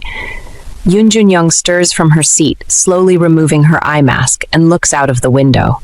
The city stretches out in the distance, and for a moment she just watches, taking in the familiar but distant view. When the plane lands, she makes her way off, feeling a wave of exhaustion hit her. She pulls out her phone and makes a call to Martin, but the conversation doesn't go as smoothly as she'd hoped. They talk back and forth, their words bouncing between them, but nothing feels resolved. Eventually, she's had enough. With a tired sigh, she hangs up, deciding she can't deal with it anymore. The day has worn her down, and she's too drained to keep going. She thinks about calling Na Sung-gun and the director of Hung, but neither of them answers her calls. She tries once, twice, but there's no response. So she decides to go home, hoping to get some rest and put the long day behind her. When she arrives at her door, she's surprised to find Na Sung-gun already there, waiting for her as if he knew she'd be coming. He welcomes her warmly, asking why it took her so long to get back, but there's something in his voice, a quiet knowing that suggests he's aware of what's been going on with her. He helps her with her luggage, carrying it inside without her needing to ask. Junyoung doesn't say much at first, just lets him help, but as she settles in, she tells him she needs a drink, something to take the edge off, because she's feeling down more than she's letting on. Na Sung-gun, ever the practical one, gently reminds her that tomorrow is Saturday, as if that should matter. But before he can finish his thought, she cuts in sharply, telling him he shouldn't be going in and out of a house that isn't his whenever he pleases. Her words come out harder than she intended, and Na Sung-gun pauses, sensing something's not right. He looks at her, concerned, and finally asks if Martin has been bothering her, the unspoken tension between them hanging in the air. Junyoung sits on the couch, feeling her mind racing with questions. As she tries to sort through her thoughts, Na Sung-gun offers her a drink, but she shakes her head, telling him she had some during her flight. He sits beside her and brings up something that makes her pause. He says his mother wants to have dinner with them, but Junyoung acts like she doesn't understand. He explains again, saying his mother wants to see her face to face. Junyoung doesn't like the sound of that.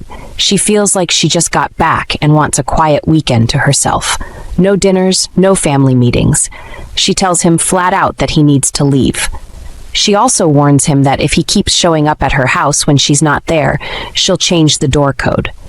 Her tone is serious, and Na Sung-gun doesn't argue at first, but then he sighs and looks at her, saying that he doesn't really have anywhere else to go. He starts explaining that most people around him either find him difficult to deal with or just try to take advantage of him. He adds that she's the only one who doesn't treat him that way, the only person he can count on.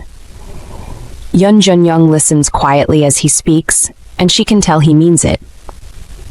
It's true, Na Sung-gun doesn't get along with most people, whether they're other chaebol heirs or just regular people. He thinks of her as more than just someone to chat with casually. She's the one friend he feels comfortable talking to, someone he can be open with. She realizes how lucky he is to have someone like that, because, deep down, she doesn't feel like she has anyone she can rely on in the same way. Feeling a bit lighter, she decides to get them both a drink. Na Sung-gun stands up, offering to help, but she waves him off, telling him everything's already done. It's Saturday, and Junyoung decides to go along with the invitation to have a meal with Na Sung-gun's mother. When she arrives, Mrs. Hong Mi-hong greets her warmly, inviting her to sit down. As they settle in, Mrs. Hong smiles and tells Junyoung that after all these years, she hasn't changed much at all. Junyoung nods politely, but Na Sung-gun doesn't like the way his mother is speaking and steps in, questioning her tone. Mrs. Hong looks at him, a little annoyed, and asks if he's always this argumentative with people at work because of her. Junyoung stands there quietly, unsure of how to react. Na Sung-gun turns to his mother and reminds her that this is a private meal, not a business meeting, and things are different here than they are at work. As they sit down to eat, Mrs. Hong casually asks about Junyoung's recent trip to Singapore. Mrs. Hong has a habit of slipping business into personal conversations, especially over meals. She enjoys getting updates on her company's affairs this way because it allows her to keep tabs without drawing attention from her brother, CEO Hong. She doesn't want him to know she's getting involved. Junyoung begins to explain how she's been managing the company's affairs, but just as she starts to pull out some documents to show Mrs. Hong, she's interrupted. Mrs. Hong waves her off, telling her to stop and focus on eating instead. Junyoung apologizes, leaving the documents nearby. Na Sung-gun notices the tension and tries to ease the situation. He tells Junyoung to eat, reminding her that she must be tired since she didn't get much sleep last night. Mrs. Hong looks surprised and turns to Na Sung-gun, asking him how he knows about Junyoung not getting much sleep, especially since she was away on a trip. Na Sung-gun casually tells her that they met briefly and had some drinks. Junyoung's eyes widen in disapproval, and for a moment she feels like slapping him. His mother doesn't notice the tension and asks Na Sung-gun if he saw Junyoung after dropping Sarah off yesterday. Na Sung-gun looks startled, but Mrs. Hong continues, saying that Myeongin II, one of their family connections, is really nice. She heard through the media that Myeongin returned to Korea after spending time in France for her job, and she made plans for them to meet. She admits that she wasn't sure about it at first, but after seeing Na Sung-gun's photo with Myeongin, she changed her mind, and then adds that she's eager for him to settle down and get married soon. However, she says Junyoung is too young for him and that he shouldn't go through life comfortably while letting someone like her struggle. Mrs. Hong then turns to Junyoung, asking her what she thinks about the idea of Na Sung-gun and Sarah being together. Junyoung glances at Na Sung-gun and, with a fake smile, agrees that he and Sarah would be a perfect match. There's a hint of sarcasm in her voice, but Mrs. Hong doesn't pick up on it. Instead, she beams, clearly happy to hear this from someone who's known her son for so long. Na Sung-gun, however, doesn't share his mother's enthusiasm. He looks visibly upset, his mood darkening, and he suddenly stands up, excusing himself by saying he feels unwell. Mrs. Hong watches Na Sung-gun leave and wonders aloud what's bothering him. She turns back to Junyoung and starts talking about him again, saying that he used to have good taste, mentioning a girl he dated while studying abroad. But now she feels like he's changed because there are so many women approaching him, and he doesn't know how to make the right choice anymore. Junyoung tries to clear things up, telling Mrs. Hong that she isn't overstepping any boundaries, that she and Na Sung-gun are just friends, good friends who can talk about anything. But Mrs. Hong doesn't seem to believe her. She gives Junyoung a suspicious look and accuses her of pretending, thinking that she's only sticking around because of the benefits she gets from being close to their family.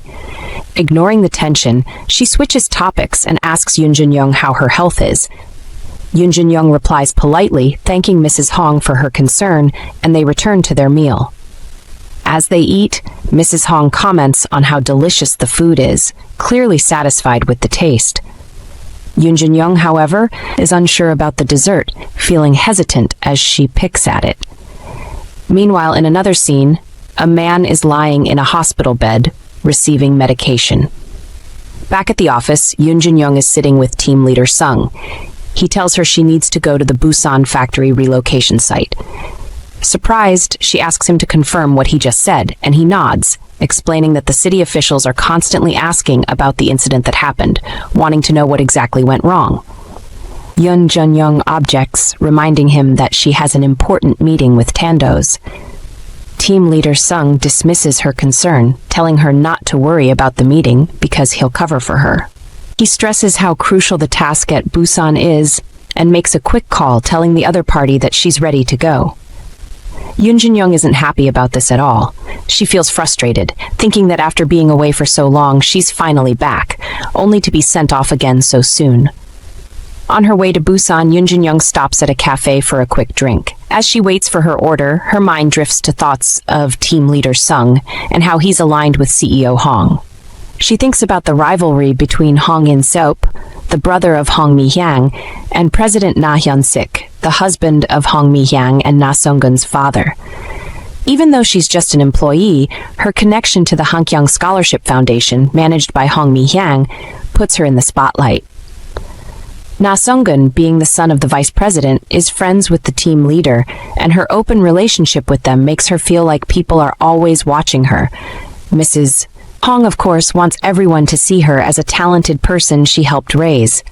Because Na Sung-gun is always by her side, many people assume that she will soon become a part of the vice president's family. Just then, the waiter calls out, bringing her back to the present as he hands her a cup of cafe mocha. She thinks to herself that no one really cares, and that all the rumors will disappear once Na Sung-gun gets married. She knows Na Sung-gun will eventually do what his mother wants, because that's how it's always been. As she sips her drink, she notices a man walking past the cafe, and her heart skips a beat. He looks so much like Kwon Beom-jin. Without thinking, she rushes outside and calls out to him, but when he turns around, she realizes it's not him. The man asks who she is, and Junyoung, flustered, quickly apologizes, explaining that she mistook him for someone else. He nods and walks away, leaving her standing there, feeling a little embarrassed. As she watches him go, she can't help but think how long it's been since she last dreamed about Kwon Beom-jin. Junyoung arrives in Busan and quickly finds out more about the accident that took place. She meets a man who tells her that the case is still ongoing because the office in charge is continuing its investigation. Surprised, she asks why, since she thought the case had already been resolved. He explains that the city is concerned because of the frequent safety incidents that have been happening lately. He adds that while it shouldn't be a major issue, sometimes delays are caused intentionally. The longer the delay, the more damage there is, and the more work has to be done. He then walks her over to the construction site and points out a man standing by with a cigarette in his hand. They greet the man and ask how they can assist. He tells them he's there because of the accident and to ensure that safety regulations are being followed. He also points out a few issues, like the lack of a fire monitor and a torn fall prevention net. He says these are serious concerns that need to be addressed. Junyoung finds his appearance, attitude, and the way he speaks to be quite odd. He asks for her name, and after reading it from her badge, he repeats it aloud. Junyoung, with a teasing tone, calling her a flower-like lady. He throws his cigarette away and offers to accompany her around the site. Junyoung politely declines, telling him she's only there to observe what's happening. He warns her to be careful and considerate of her own safety, mentioning that the workers are already on edge. She doesn't like how things are unfolding on the construction site and feels like this trip might end up being much more stressful than she expected. Meanwhile, in another part of town, a man is seen lounging on a couch, yawning. It's Kwon Beom-jin. Even though it's raining, Junyoung decides she doesn't need an umbrella, while the officer with her is getting soaked. Some of the workers start worrying about him, saying things would have gone smoother if he had made an appointment before coming. They offer to take him inside for some tea, but he refuses at first. One of the workers finally convinces him, and they lead him away, leaving Junyoung outside with a few workers. She tells them not to say anything until the site supervisor arrives. She also offers to help with anything they might need, promising to take care of it. But instead of being thankful, they frown at her and tell her to leave, saying she brings bad luck just because she's a woman. Feeling a bit insulted by their comment about her being a woman, Junyoung asks them why they're the ones falling if they supposedly have all the good luck. The workers tell her to be quiet, but she keeps going, explaining that people fall for many reasons, sometimes because of carelessness, sometimes because safety measures aren't followed properly. She points out that none of this has anything to do with gender. Then she challenges them, saying if she really is the problem, they should stop her from working here, but that would be a risk for them. She uses an example of getting hit by a brick, saying that's not an industrial accident. It's just carelessness on the worker's part. But if it's a safety issue, she can find a solution to it. Junyoung asks the workers if the company knows about their needs, suggesting that if they work together and make a collective request, the company will have no choice but to listen. The workers reply that Junyoung has never paid attention to them. Junyoung explains that getting the police or officials involved won't help. It will only waste time because, in the end, it's not the police or officials who will solve the problem, but the company and the workers themselves. Some workers dismiss her words, but others start to think she might have a point. Junyoung starts to wonder if there's something deeper going on, especially since there's no official issue with the site's safety equipment. She decides she wants to investigate by talking to the workers individually. One of the workers tells her that she doesn't have any real authority, so even if she speaks up for them, the company might not listen. Junyoung responds by saying that people with real authority never visit places like this. They only read reports, and she's one of the people who writes those reports. After hearing this, the worker finally agrees and tells the others to call for Mr. Kim. Junyoung is confused because she thought the white-haired guy was the leader, but now they're mentioning a different Mr. Kim. Someone goes off to get him while the rest continue talking. She asks about the concerns of the previous person in charge, and the workers tell her that Park Hyung-jun didn't care much about what was happening. They mention that he had an arrogant attitude and was more focused on getting some kind of compensation. Junyoung notices that something feels off when she hears the workers talking about Park Hyung-jun. Just then, Mr. Kim arrives and the white-haired man urges him to come quickly. Junyoung turns to look at Mr. Kim as he approaches. He asks the group why they need him, joking that they might want him to make ramen. Mr. Kim is wearing a black t-shirt and jeans.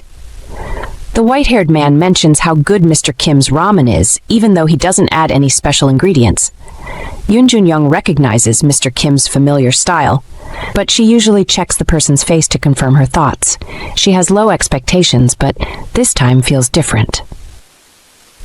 Kim asks the workers why they keep bothering him after he has done so much to make them comfortable. They explain that someone from the company is here to ask questions and that he is the right person to talk to because she has many issues to discuss. Mr. Kim wonders why there is a new lady at the site instead of Park Hyung-jun.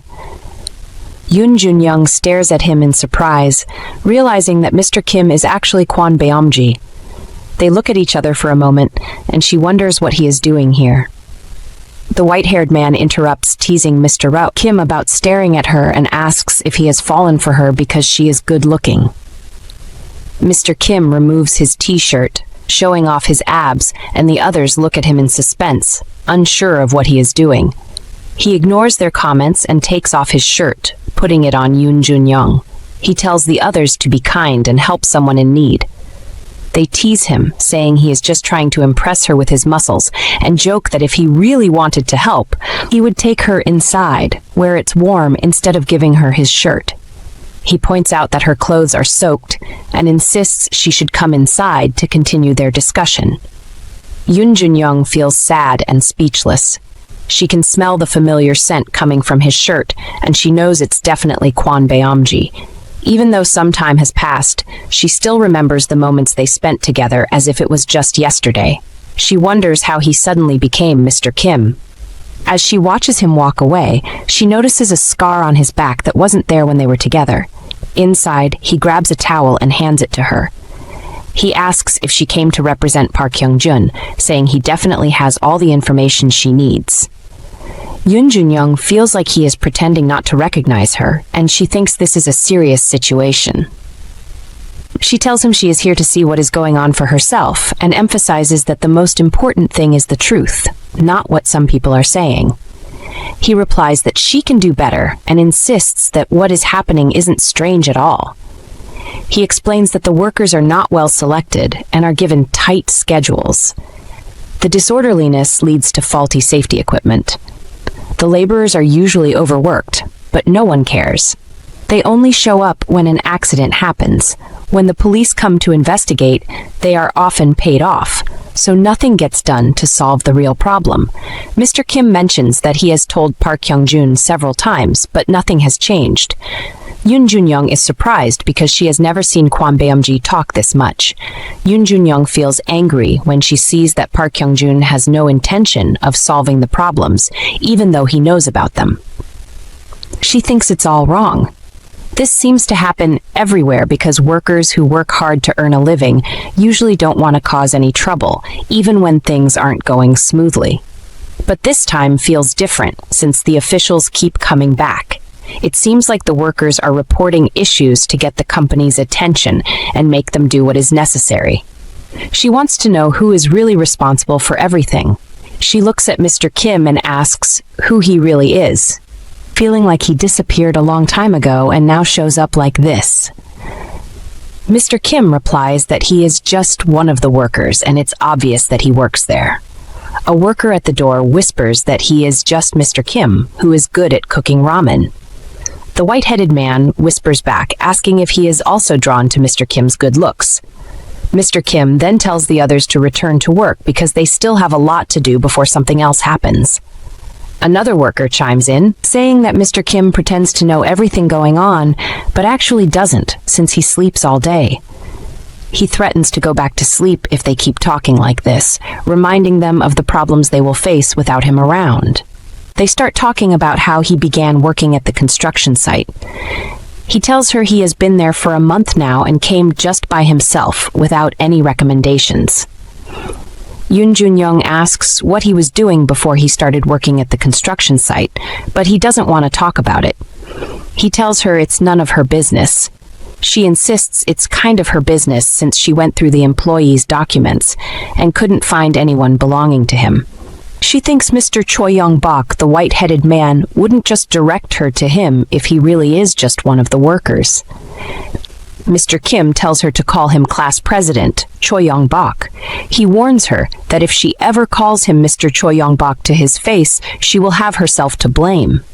Junyoung rolls her eyes and tells him there's nothing he can do to her even if she calls him Mr. Choi Young-bok directly. Mr. Kim laughs and says the place they are going to will be quite noisy, so she should change her mind before they arrive. Junyoung confidently replies that she doesn't care if the place is dirty because she has lived in a house like that before. She thinks to herself that even though they have been apart for a long time, her feelings for him are still the same as when she was 18. They arrive at the compound and walk inside the house. An old lady greets them warmly and asks Mr. Kim who the lady with him is. He tells her that Junyoung won't stay long. Junyoung introduces herself and says she hopes to stay with them for a while. The old lady looks surprised and tells her there are plenty of places to stay around, but this house is old and won't be convenient for her. Junyoung assures the lady that she will be fine and asks if there is a vacant room. The old lady tells her there is, but there is only one bathroom in the house. Mr. Kim jumps in, telling Junyoung to stop being so stubborn and find a hotel nearby that will be comfortable for her. He adds that the company will cover the payment anyway. But Junyoung insists that this is a lovely place and she already feels comfortable here. Junyoung actually doesn't like the idea of staying in the old house. The company has already made sure she has everything she needs for the trip, so there's really no reason for her to live here, except for one reason. She wants to be close to Kwon Beom-jin. She feels like he might disappear again if she lets him out of her sight. Even if he does end up disappearing like before, he has to tell her everything about why he has been gone for so long. She sees this as a great chance to finally talk to him, and she knows she would regret it if she doesn't make the most of it. Just like she regrets not telling him how she felt back then. She pleads with them to let her stay, and Mr. Kim agrees, but tells her she has to leave after a day. The old lady offers to show her to her room, taking her to a room that's better than the others in the house. Junyoung thanks the old lady and asks about the road she mentioned earlier that goes downtown because she needs to get a few things, including some clothes to wear. The old lady shows her the way, but says she should wait until after dinner so that Mr. Kim can go with her since it's getting late. Junyoung doesn't like this idea at all. Just then, the old lady notices that Junyoung is actually wearing Mr. Kim's t-shirt. The old lady comments on it, and Junyoung explains that she had to wear it for some reason. The old lady then offers her some comfortable pants, but Junyoung shakes her head and says no. The old lady hands the pants to her anyway, saying they would be very nice for her to sleep in. She tells Junyoung to change into her new clothes and come around for dinner. Mr. Kim looks at her for a moment before walking away. Junyoung watches as Kwon Beom-jin walks away, but then he stops for a moment and looks her in the eye. He is so good-looking and very manly. It seems like his facial features have become stronger, but she knows it's definitely Kwon Beom-jin. She wonders how many black t-shirts he owns, because it seems like he never runs out of them. She asks him if the hot water is working in his room, and he replies that it isn't coming out. Junyoung goes into her room to check, and the hot water is running well for her. Granny calls her to join them for dinner, and when she goes to the dining table, everything is set, and they all sit down to eat together. During dinner, Kwon Beom-jin doesn't look at her even once. Granny tells him to take the young lady to the downtown area since she probably needs a lot of things. Granny wants them to eat first, and then they can leave for the store so they can be back quickly. Kwon Beom-jin seems a bit reluctant. He suggests that she should just go to the hotel because she can get everything she needs there. Junyoung asks if she ever said she would be going to a hotel, and he replies that he thinks that's what she will do because he is sure she is uncomfortable here. Junyoung stands her ground and tells him that she is familiar with this kind of environment. Kwon Beom-jin asks her why she wants to stay here, and she simply says it's because he is here. Kwon Beom-jin looks a bit shocked by her answer. Just look at those brown eyes. Granny suddenly feels uncomfortable and thinks these young people have no shame. Junyoung says she would rather stay here since it would be convenient for him to go out with her when she visits the site too. Granny is amazed by how straightforward the young lady is and suggests that if they are done eating, they should head out quickly. Kwon Beom-jin argues that Junyoung isn't being straightforward, she is just being stubborn. Junyoung feels annoyed and replies that she doesn't understand how someone who hasn't even introduced themselves can think they know anything about her. She drops her chopsticks and thanks them for the nice meal. As she leaves, she says that if Kwon Beom-jin offers to give her a ride, she won't refuse. If he doesn't, she's fine with going on her own too. They head out together, and in the car, they both stay quiet. Junyoung still can't believe that he said he lost his memory. In fact, she doesn't believe Kwon Beom-jin has lost his memory at all. She thinks it won't be long before he stops pretending not to know her.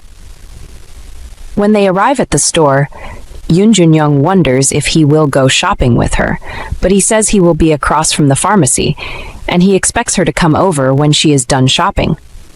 Junyoung asks if he has really never gone shopping with a woman before, saying it will take her a while to finish. Kwon Beom-jin asks how much she plans to buy. He then says he will finish up with what he needs to do and come to her afterward.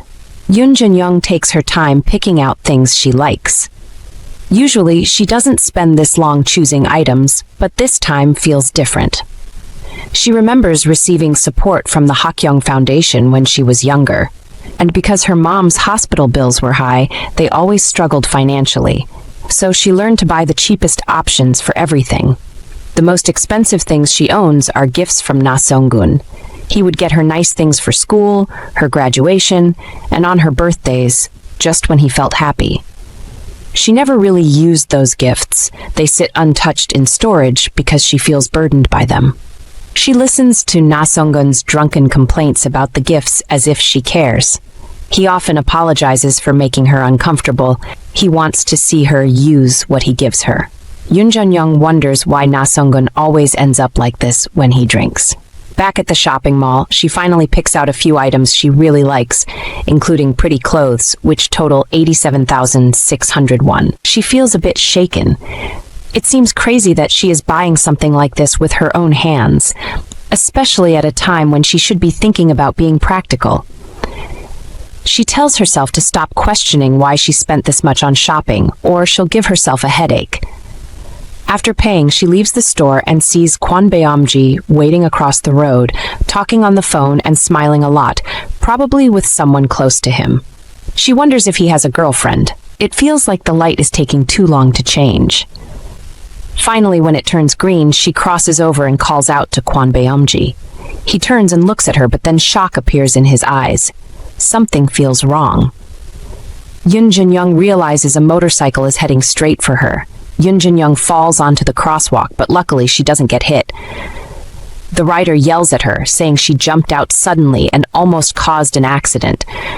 It really could have been a bad crash. Since the light was green, she knows she's not in the wrong. Kwon Beom-jin rushes over and wraps his arms around her right there in the middle of everything. He checks her for injuries and asks if she's hurt anywhere. Junyoung reassures him that she's okay. She explains she just fell because she got scared. She does have some bruises on her legs from the fall, but nothing serious. The rider calls out to them, saying they're making a big deal out of nothing since she wasn't even hit. Kwon Beom-jin turns to the rider, and you can see the anger in his eyes. He stares at the rider with a dangerous look, his shiny brown eyes filled with intensity. The rider looks shocked and immediately apologizes in a scared voice before speeding off. Kwon Beom-jin gently guides Junyoung away from the road, holding her securely in his strong arms.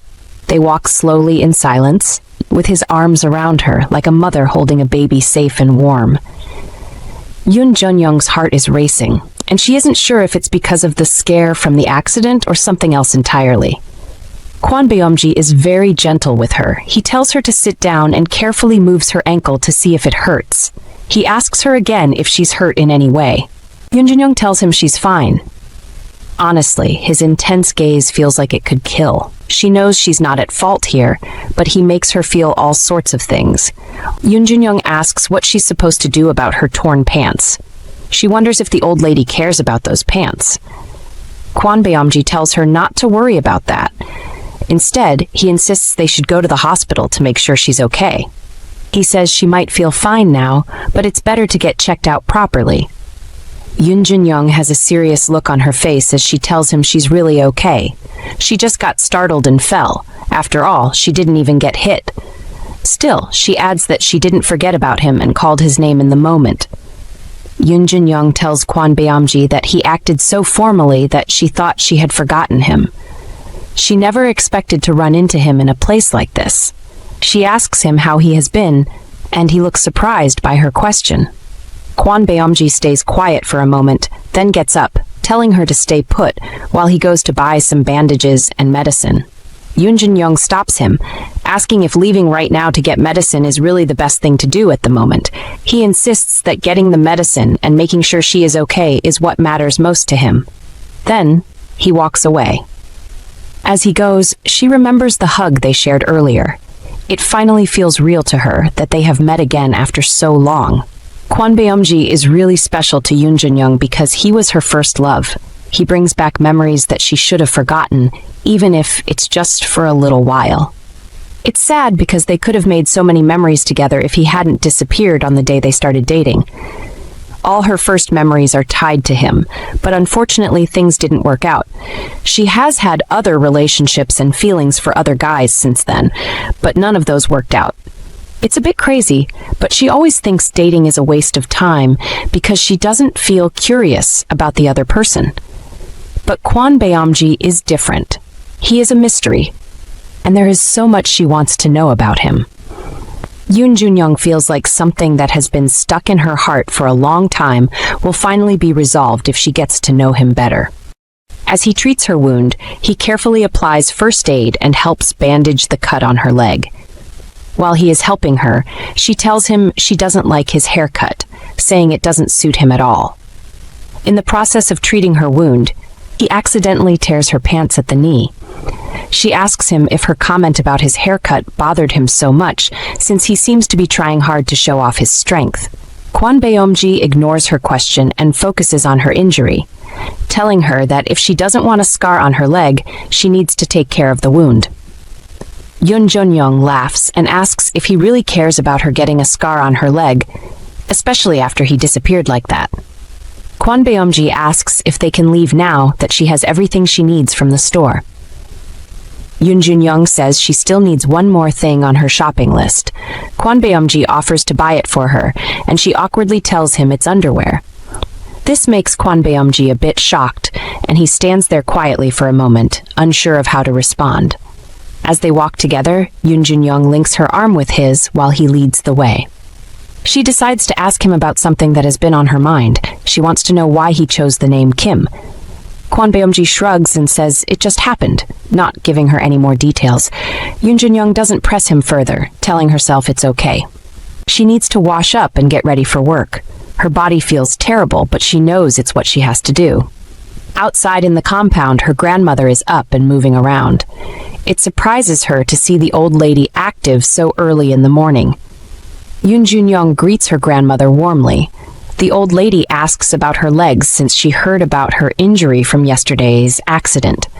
Junyoung reassures her that her legs are fine, but she feels bad that her pants got torn. She even offers to buy a new pair of pants to replace them. Granny tells Junyoung that she doesn't need to buy new pants. She already has several pairs, just like the ones that got torn. Later in the day at the construction site, Kwon Beom-jin spends some time thinking about his reunion with Junyoung and recalls that the last time he spent with her before now was similar in season to how it is now. He is still surprised that they have met again, even though he expected to run into her eventually. It doesn't take Kwon Beom-jin long to realize that he actually hoped to see Junyoung and wasn't just expecting to see her.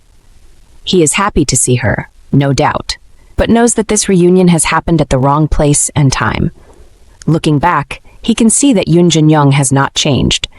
She is still the same fearless and confident person he knew back then, and he knows that he also has not changed. He looks really sad now, however, because he knows getting too close to Junyoung will only bring her trouble. Kwon Beom-jin's mind then shifts to the thought of a man named Jung Man-soo. This man was his debtor who had fallen from the spot he is currently standing on. Jung Man-soo was also the company's debtor, and although Kwon Beom-jin is here with this man in mind, his coming here was purely by chance. It happened that at the right time, Kwon Beom-jin's boss gave him a break to thank him for a job he handled. It was during his break that he was relaxing and eavesdropping on a conversation that let him know the company was short on staff. There was a vacancy, and he was bored, so he volunteered to go and occupy the vacant position. We then get to see more about Jung Man-soo, the worker who fell, and we get to know that he was owing the company over 170 million with interest. Jung Man-soo had piled up this debt because of his gambling addiction, but got clean after his wife and daughter had an accident. He became so good to the point that he kept paying back the money he owed steadily each month. That was until he had an accident that automatically made it impossible for him to pay back the money. Since he couldn't pay it himself, the company had to find another way to recover the money. Kwon Beom-jin was glad that Jung Man-soo's accident was a safety accident, so he was to be compensated. However, on the day he went to visit Jung Man-soo, he was about to walk into his room when he heard Jung Man-soo discussing with his wife. Jung Man-soo was trying to tell his wife that someone pushed him from behind, but she found it hard to believe. She argued that it was a work accident, and Kwon Beom-jin understood why. If Jung Man-soo reported that someone pushed him, it would no longer be a work accident, and he would not get any compensation. They needed this compensation to settle his debts, which was why his wife was so terrified. Kwon Beom-jin's goal here is to confirm if what happened to Jung Man-soo was a work accident or not. To do that, he has to investigate the workers and see if they are truly ruthless or have a cut in the compensation to be paid. Kwon Beom-jin intends to achieve his goal by making the workers trust him so they can help him put pressure on Junyoung. He did not expect to run into Junyoung here and is still thinking about this when a worker approaches him. The worker tells him that he gave him a call last night, but he did not respond, so he wants to know if Kwon Beom-jin went to bed early. His making mention of the phone helps remind Kwon Beom-jin that he had a phone. Now that he thinks about it, he feels like he dropped it on the street last night when he was trying to help Junyoung after the accident. He low-key blames Junyoung for him forgetting his phone, believing that the moment she arrived, he turned into an idiot. Kwon Beom-jin decides to tell the worker that he has lost his phone and asks if he had called for something important. The worker assures him that it was no big deal, he just wanted them to grab a drink. Nevertheless, the worker is more interested in what happened to Kwon Beom-jin's phone. He believes the phone wasn't worth much, and Kwon Beom-jin tells him does not have money to get a new one and will try finding it. His words touch the worker so much that he is speechless for a bit. The worker then recalls Kwon Beom-jin said he had a sick younger sister and asks Kwon Beom-jin to be sure. Kwon Beom-jin agrees that he does have a sick sister, along with a few debts. It's clearly an act to fool the workers, and it actually works, as this man looks so touched. He then recovers from that feeling and asks Kwon Beom-jin how he knows the pretty girl. At first, Kwon Beom-jin is confused and asks who the pretty girl is, prompting the worker to describe this girl. From his explanation, it is clear he is talking about Junyoung. When Kwon Beom-jin realizes this, he claims Junyoung is just someone who looks familiar, but he can't remember where they met. The worker, with the use of proverbs, encourages Kwon Beom-jin to go after Junyoung. He even tells Kwon Beom-jin about how his wife was also beautiful. He tells Kwon Beom-jin that when he was younger, precisely after he fell in love with his wife, he took a bouquet every day to his wife. After a month of giving her flowers, she started smiling at him. Kwon Beom-jin is confused by the story and asks the worker if he is encouraging him to do what he did. He finds this shocking because he felt the workers disliked people from Hunkyung, the company Junyoung is working for. The worker explains that it was Park Hyun-jun their real problem was with. This is because they could tell he had no interest in their situation. The same cannot be said for Junyoung, who looks like she genuinely wants to help them, which is why he believes they can call her pretty. However, he is surprised when, with a vicious tone, Kwon Beom-jin tells him not to call Junyoung pretty. His tone catches the worker off guard and ends up scaring the guy. Nevertheless, Kwon Beom-jin smiles at him to calm him down, before suggesting they both get back to work. The worker is still shaken and a bit annoyed that even though Kwon Beom-jin has instructed that he should not call Junyoung pretty, Kwon Beom-jin will keep calling her pretty. Elsewhere, Junyoung is in a meeting with some workers to see that the workers get the attention they deserve. She discovers that all the requests made by the workers to get some things repaired have been ignored and no repairs made yet.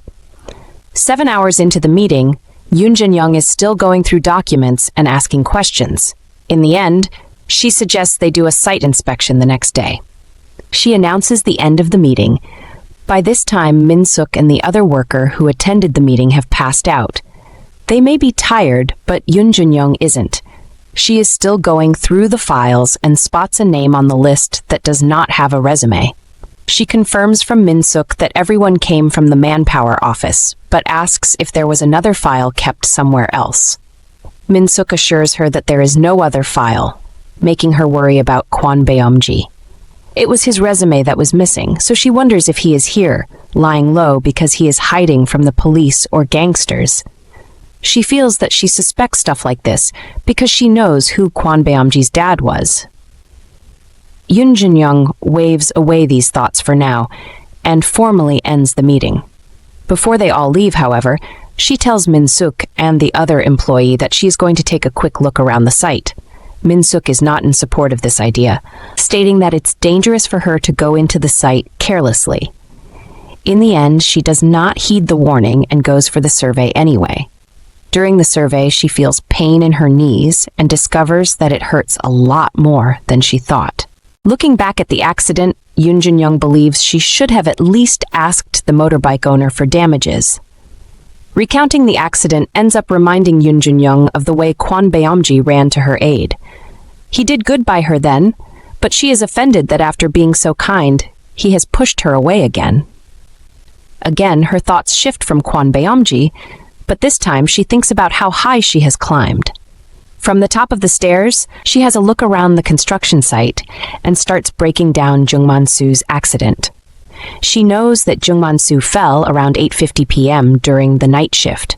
Junyoung knows that on the day he fell, it drizzled in the afternoon, so the scaffolding was wet. This makes her believe that it was possible Jungman-soo slipped and fell while carrying something heavy.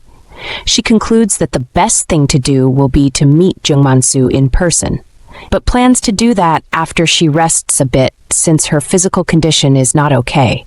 She is still thinking about this when Kwon Beom-jin pops up from behind her like the Undertaker and asks her what she is doing there. His tone and his entrance end up almost giving Junyoung a heart attack, but he ignores her reaction and repeats his question. Junyoung then tells Kwon Beom-jin that she was waiting for him, which surprises him. She explains that the reason why she waited for him was because they came to work together, and she saw it wise that they go home together. She tries using her hurt leg as an excuse, but ends up riding on the fact that she does not know the address of the house. None of the excuses work out for Junyoung, as Kwon Beom-jin states that if she was able to climb to the 4th floor on her own, she could walk home. Since she sees that things aren't going her way, Junyoung changes the topic by asking Kwon Beom-jin if he was waiting for her. She suspects he was waiting for her, since she didn't hear anyone ascend or descend the stairs. She adds that since Kwon Beom-jin sleeps at the site sometimes, she suspects he was watching the office from the railing and saw her coming. All Kwon Beom-jin does is nonchalantly reply that there are stairs on the back as well, and she should stop dreaming and come down. Junyoung does not move from the spot. Instead, she asks Kwon Beom-jin if he is working at the site to do something dangerous. Kwon Beom-jin is shocked by this question and responds that people get hurt at the site, so he can't say it's safe. This question is Junyoung's first question for Kwon Beom-jin nonetheless. She asks the next question, seeking to know if Kwon Beom-jin is close to Supervisor Choi Young-bok. She wants to know because the supervisor had told her that he took Kwon Beom-jin in and showed him the ropes. Since Kwon Beom-jin does not answer this question, Junyoung throws another one at him, seeking to know if he has met Jung-man-soo before. Her question only raises Kwon Beom-jin's suspicion, so he asks her if she is trying to make it seem like what happened was not a safety accident. She explains that finding out it wasn't a work accident would be good for the company and it will cost less. Because of this, the company is investigating in silence, so it doesn't get noisy, as the compensation money requested is not an unmanageable amount. Away from this, she asks Kwon Beom-jin whether what happened to Jung-man-soo was an accident or not matters to him. She had noticed that when they talked back then, he sounded like he was very interested in safety issues. Kwon Beom-jin firmly states that his worry is because lives are at stake and he could even be the one who falls next time. His response is satisfying, so Junyoung moves to the next question and asks Kwon Beom-jin how long he has been working at construction sites. She deduces that he must be new here since it was said that he was just taught the job. Kwon Beom-jin refuses to answer this question, but instead of Junyoung stopping here, she asks Kwon Beom-jin what he has been doing until he started working at the site. She doesn't even wait for a response before throwing another question at Kwon Beom-jin. She demands to know why he is working here, doing something he had never done before. He still snubs her questions and walks over to her, which surprises her. When he gets close enough, backing her against the railing, he stares Junyoung in the eyes and asks her if she needs a man. The closeness, warmth, and question cause Junyoung's cheeks to grow red. Kwon Beom-jin notices this, getting even closer and whispering into her ears that he has noticed she is too interested in him. He confesses that it's fascinating that they have met by chance, but asks Junyoung not to be a nuisance. After the warning, Kwon Beom-jin pulls away from her and starts walking away. Before he can take 3 steps away from Junyoung, she grabs onto his arms and tells Kwon Beom-jin that if he wants her to back off, he should give her some answers. She drops her guard totally and demands he tell her why he disappeared and how he has been living. She pleads that she needs to know this for her to be satisfied. Suddenly, Junyoung slumps forward, but Kwon Beom-jin catches her before she falls. As their skins touch, he can feel how hot she is and asks her if she has a fever. Even from her breathing, it is clear Junyoung is having a fever. She states that she got rained on, almost hit by a motorcycle, and couldn't sleep all night, so she is not fine at all. While in Kwon Beom-jin's arms, Junyoung is confused. She has noticed that Kwon Beom-jin's words and actions never match, so she doesn't know if she should trust his words or his actions. Even in this state, Junyoung refuses to stay quiet. She tells Kwon Beom-jin that she is asking these questions because she is curious, not because she wants to bother him. She goes further to explain that there was never anything she wanted to know for so long in her life, aside from his well-being. Junyoung admits that since she didn't know how Kwon Beom-jin was doing, she felt frustrated and helpless. She asks him again for the reason why he disappeared and how he is doing. She confesses to Kwon Beom-jin that she liked him back then, finally delivering the confession she couldn't give him that day. Her confession shakes Kwon Beom-jin, but then she holds his hand and asks him if she should let go of him from that time. Finally, Kwon Beom-jin is ready to give Junyoung a response, but before he can say anything, Junyoung's phone goes off. He tells her to take the call, but she refuses, pressing Kwon Beom-jin to start talking. He remains stubborn, repeating that Junyoung should take the call, so she decides to listen to him. While rummaging through her bag to get her phone, Junyoung wonders who the caller is. She is annoyed by the timing, only for her to pull out the phone and discover that it's Na Sung-gun calling. She is stunned by the call and accidentally shows Kwon Beom-jin the caller. He definitely remembers Na Sung-gun, but before he can say anything, Junyoung gets to explain her relationship with him. She tells Kwon Beom-jin that she and Na Sung-gun are in the same company, and she graduated with the help of a foundation run by his mother. She tries to explain to Kwon Beom-jin what happened when he left, but he stops her. He assures her that there is no need for her to explain, instructing her to take the phone call and come downstairs so he can drive her home. There is a hint of jealousy in the way Kwon Beom-jin reacts to the call from Na Sung-gun, but Junyoung stays silent and watches him leave. She knows that their door for Kwon Beom-jin to open up to her is closed completely. It was a door she was about to open, if not for Na Sung-gun's interference. She curses Na Sung-gun for his interference and proceeds to take the call. The first thing Na Sung-gun asks Junyoung once she picks up is if she is done with work for the day, and she admits she is. Na Sung-gun then tells her that he heard she filed for an official business trip to handle a duty that someone was already assigned to. That person is team leader Sung, so Na Sung-gun assigned Junyoung to this duty because he is trying to handle the Tando's project she was handling. It's a shady thing he is trying to do, so Na Sung-gun wants to know if he should step in. Junyoung, who is annoyed that this was what Na Sung-gun called her to discuss, tells him that she cannot talk long. He is surprised to hear this since Junyoung told him that she was done with work. From out of the blue, Junyoung claims she is on a date.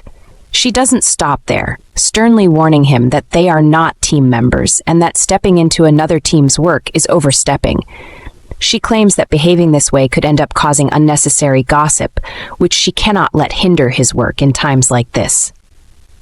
Na Sung-gun is curious about the manner of work Junyoung is talking about, so she makes it clear that she is talking about his engagement with Myung-in. She firmly assures Na Sung-gun that he does not have to worry about her work, since she can handle it alone, and then she hangs up. Now that that's out of the way, Junyoung thinks about Na Sung-gun and how her tone will be quite a shock to him. Until now, she had never directly said this to Na Sung-gun. She had talked about this with some other people, nevertheless. Apparently, Junyoung had never tried this method to cut off Na Sung-gun's interest in her. She had refused to be the woman Na Sung-gun would accept and invest time in. Instead, she saw it wise to accept his childishness to some extent. However, back then there were times when Na Sung-gun brought up Kwon Beom-jin's name. Junyoung, on the other hand, something she never did. He would talk about how it was odd that Kwon Beom-jin disappeared at night and claimed to care about his whereabouts. His words may have been covered in concern, but she could tell that he was trying to find out how much she knew about Kwon Beom-jin's disappearance.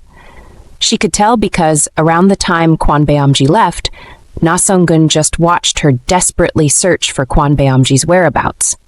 All that time, Na Sung-gun never forgot that Kwon Beom-jin begged him to help him apologize to Junyoung because he had to leave, but he didn't convey Kwon Beom-jin's message to her. Junyoung eventually makes her way downstairs to meet up with Kwon Beom-jin. She is still having a fever, but ignores this until she gets to where Kwon Beom-jin is waiting for her. On getting to him, she asks if he still wants to know if she needs a man. Kwon Beom-jin doesn't understand her at first, but she continues with what she is saying, asking him if he'll be her man if she needs one. Without getting a response from him, she stretches out her hand to Kwon Beom-jin and tells him to take her home first. She also confesses that she feels like she is going to pass out before collapsing in his arms. The scene shifts to nighttime at Na Sung-gun's home, where someone is scolding another person for not handling a certain issue and allowing it to escalate.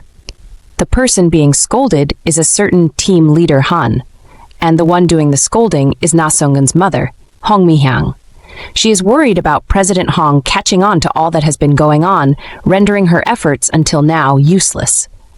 Still, on this matter, she asks about a certain director Lee Sung-chul's health. She needs this information because it concerns her plans for the next stakeholders meeting that will be taking place soon. Although Hong Mi-hyang plans on letting team leader Han's incompetence slide for now, she makes it clear that they have to get director Lee Sung-chul to resign before the next meeting. She is certain that right now causing him to resign is the way they are going to get Na Sung-gun into his position. Hong Mi-hyang also charges team leader Han to ensure that he resolves their funding issue as quickly as possible. Nevertheless, she warns him not to go around leaking information to banks while he is trying to fix the funding issue. Before ending the call, she warns him that he is only getting paid to do what she has asked him to do. Even after the call, Na Sung-gun's mother is still frustrated. She doesn't understand why team leader Han is handling business so shabbily when a lot is at stake. Manager Kim then walks in and whips up a cocktail for Hong Mi-hyang.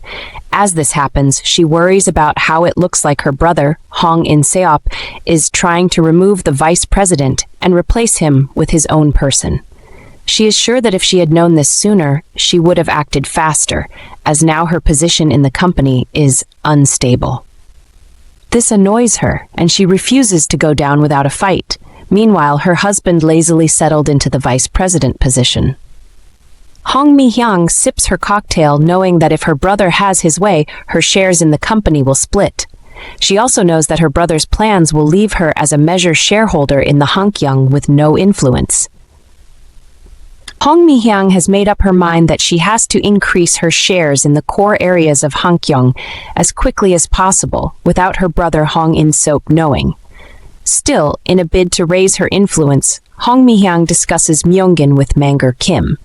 She wishes to know the reaction of her family and if they are still bent on seeing Na Sung-gun rise to director before they give a definite answer.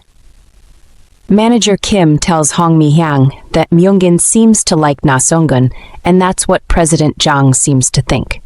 Hong Mi-hyang knows that President Jang has not invested in her yet because he doesn't want to see a speck of loss. Even she knows that guts are needed to invest in anything at a time like this, and decides that they need to push a certain Sarah a little more. Sarah is President Jang's daughter, and Hong Mi-hyang suspects that he will change his mind about investing in her if he sees his daughter desperately wants him to. Manager Kim suggests that to get President Jang on their side, they should invite him to the new exhibition opening at the gallery next week, and she likes his idea. They are still discussing when Na Sung-gun gets home. Hong Mi-hyang goes to welcome her son, but he does not give her a response. Because of his mood now, she suspects that he has been drinking and asks him if he has, but he ignores the question, expressing his shock that she is awake. Hong Mi-hyang refuses to back down, stating that it has been a while since she saw Na Sung-gun drink this much, and asks if anything upsetting happened to him. She asks if his mood has something to do with the company, but he keeps ignoring her and moves to the table where he gets more alcohol. He's clearly drunk, so Manager Kim goes to prepare some honey water for him. Once he leaves, Hong Mi-hyang turns to Na Sung-gun and tells him that President Jang's daughter, Sarah, seems to like him a bit. She asks Na Sung-gun how he feels about taking Sarah to see the sea this weekend, but he still refuses to respond to her. By doing this, he ends up getting on her nerves, and she decides to tell him to think realistically and know that he is a member of Junyoung. She also explains to him that as he is enjoying the benefits of Hankyung, there are duties he must uphold. Right now, all she wants him to do is accept the woman he has chosen for her, since she claims she won't just choose any random girl for him. She elaborates on this point by asking Na Sung-gun to take a look at Sarah's family, the crowd she pulls, and how untainted she is. The more she keeps talking, the angrier Na Sung-gun gets, but he stays silent. His mother does not read the room, proceeding with her Sarah-based praises before telling Na Sung-gun that his marriage with Sarah is inevitable, so there's no point delaying it. This is the point that gets to Na Sung-gun, annoying him to the extent that he picks up the bottle of liquor and smashes it against the wall. After doing this, the room goes quiet before Na Sung-gun takes a few deep breaths and sternly tells his mother he wants to live separately. Manager Kim, who had retired with the honey water, offers to look into this, but Na Sung-gun refuses, asserting that he will do it himself. With a vicious glare, he makes sure they know he is serious about finding a house by himself, and then he leaves. This is the first time we are seeing Na Sung-gun act out in this manner, but from how calm her mother is now, it's obvious that she has seen this side of him before. From her experience, she knows that Na Sung-gun's anger has something to do with Junyoung. So she asks Manager Kim where Junyoung is. He doesn't know, so she orders him to find out what happened between her and Na Sung-gun, which made him act out this way. Hong Mi-hyang also instructs Manager Kim not to let Na Sung-gun find a house for himself. Instead, she suggests that Manager Kim give some of the houses they manage to the realtor. Na Sung-gun will visit. That way, he will choose a house that is under his mother's supervision, without even knowing. Manager Kim leaves to do as Hong Mi-hyang has ordered him to, leaving her and her thoughts all alone in the living room. She thinks about Na Sung-gun's Junyoung-related infatuation and how she had not expected it to serve as a hindrance at a time like this. Hong Mi-hyang knows that everything is okay as far as Junyoung does not attempt to be anything more than a friend to Na Sung-gun. She knows that Junyoung could become the poison that will be used against them in so many ways. She fears that her brother Hong In-sop might use Junyoung's relationship with Na Sung-gun to cause a scandal within the company. We get to know that the only reason why Hong Mi-hyang helped Junyoung the way she did was because she felt it was safer to keep her close and watch her. She was glad that instead of chasing after her son, Junyoung knew her place and chose a stable future. Hong Mi-hyang makes up her mind that if Junyoung ever exceeds her boundaries, she will cut her off because she has leverage over her. Hong Mi-hyang, while staring at the shattered liquor bottle, thinks about how she has faced something like this with Na Sung-gun before and can't let it happen again. Nevertheless, she is sure that if he stubbornly refuses to marry the one she picks, there will be a problem. Elsewhere, Junyoung recounts her summer with Kwon Beom-jin and the little picnic they had before he disappeared. It was a sunny afternoon and the pair bonded so well that day. Things were so good that to the point that she saw the shed they crashed in as home and was happy that she had both a home and Kwon Beom-jin. Younger her believed that if she lived with those two necessities at her grasp, she would not envy anything. Younger, Junyoung wished every day was like that one. She didn't expect only good things to happen to her, but knew that even the bad things could end with the kind of feeling she was experiencing. It was one of Junyoung's treasured memories, and she was replaying it in her head while she was unconscious. When she finally gains consciousness, she notices that she is at the hospital and not the house from when they were younger. The next thing she notices is Kwon Beom-jin, fast asleep on the couch beside reminding her of how she occasionally dreamt about him, but over time his face became blurry. His image was gradually fading from her mind, so she regretted not having a single photo of Kwon Beom-jin with her. Junyoung thought that when she saw Kwon Beom-jin again, she won't recognize him. Nevertheless, she was wrong. The thought of photos gives Junyoung the bright idea to take a photo with Kwon Beom-jin now that he is asleep. She searches for her handbag, which she quickly spots, and reaches into it to get her phone. She has been yearning for a photo of him and silently begs him to cooperate with her so she can take one. Sadly, the second she pulls out her phone and points it at Kwon Beom-jin, He wakes up and glares at her wildly.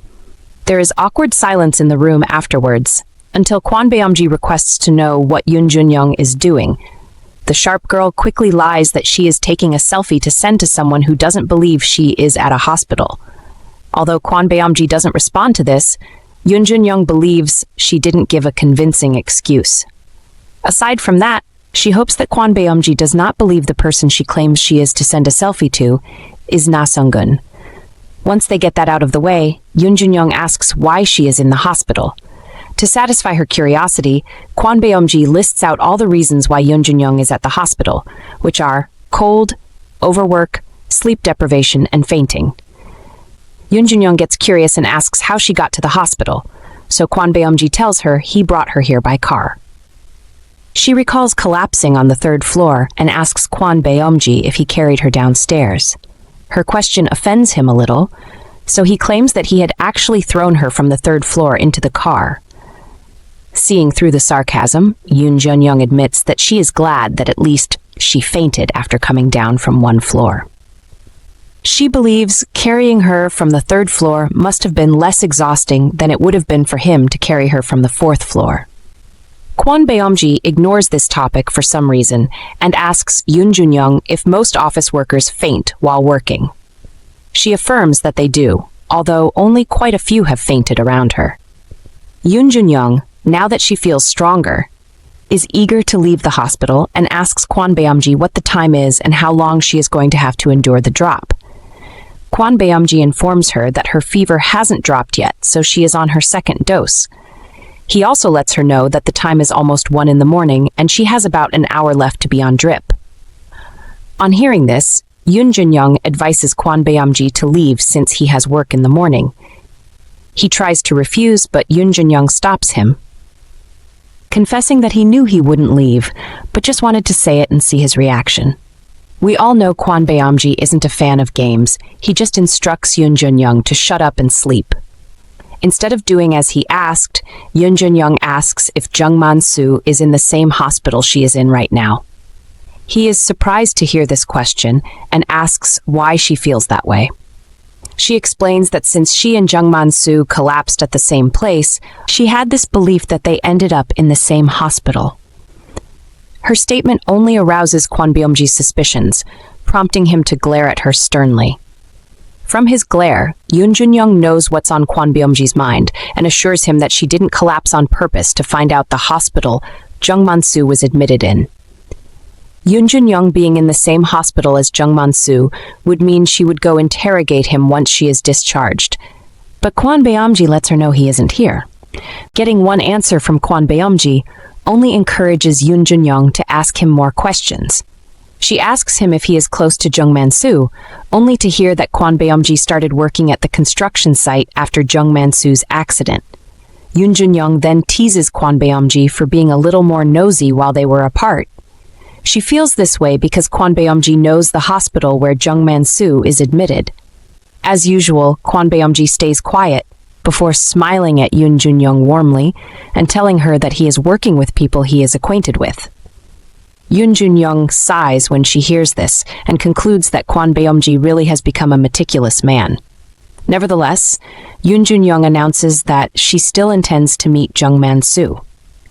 Junyoung also wants information on a certain Deputy Kim Young-jae and asks Kwon Beom-jin to give her a heads up if he knows anything about the man. She claims she needs this information so that she will not have to meet Jung-man-soo twice. Junyoung doesn't hide the fact that she does not have a good feeling about Deputy Kim Young-jae. Kwon Beom-jin has noticed that even on her sick bed, Junyoung is still focused on work, so he asks her if she is going to get a bonus for working like this. Junyoung agrees that she will indeed get a bonus, a big one at that. Because of her response, Kwon Beom-jin wants to know if Junyoung sees the bonus as more important than her body, but she admits she doesn't know. This is because she isn't sure what comes first, her health or her mother's lifeline. Junyoung is about sharing more details with Kwon Beom-jin when she holds herself back. At first, she believes that talking about this is useless and may resort to her exhibiting part of the annoying behavior Kwon Beom-jin warned her about. I'm the end, she decides to talk about it, but starts by telling Kwon Beom-jin that she is sure he will laugh at her. Apparently, all her hard work and fainting is to try and keep her mother on life support. It's crazy because we all know the type of woman her mother was when Junyoung was growing up, and how she treated her. Turns out her mother kept working at the motel and collapsed shortly after Kwon Beom-jin disappeared. After her mother collapsed, Junyoung went through her mother's phone and saw a bank account with 1.9 million won in it. She soon discovered that the bank account was not in her mother's name, but hers, and she didn't even know when it was created. She admits that now and then she thinks about everything and feels stupid that she is stuck paying back tens of times the amount she saw in the bank account. Junyoung confesses that she knows this is the price of her fear. Sure, her mother hasn't been the best of mothers, but the idea of her passing away is terrifying. She just doesn't feel comfortable with having no one in the world who knows who she is, how she was born, and how she lived. To her, it feels like a swamp. She fears that without her mother, even though she disappears, no one will notice and the world will just go on. She sees keeping her mother alive and breathing as the same thing as holding on to her own life.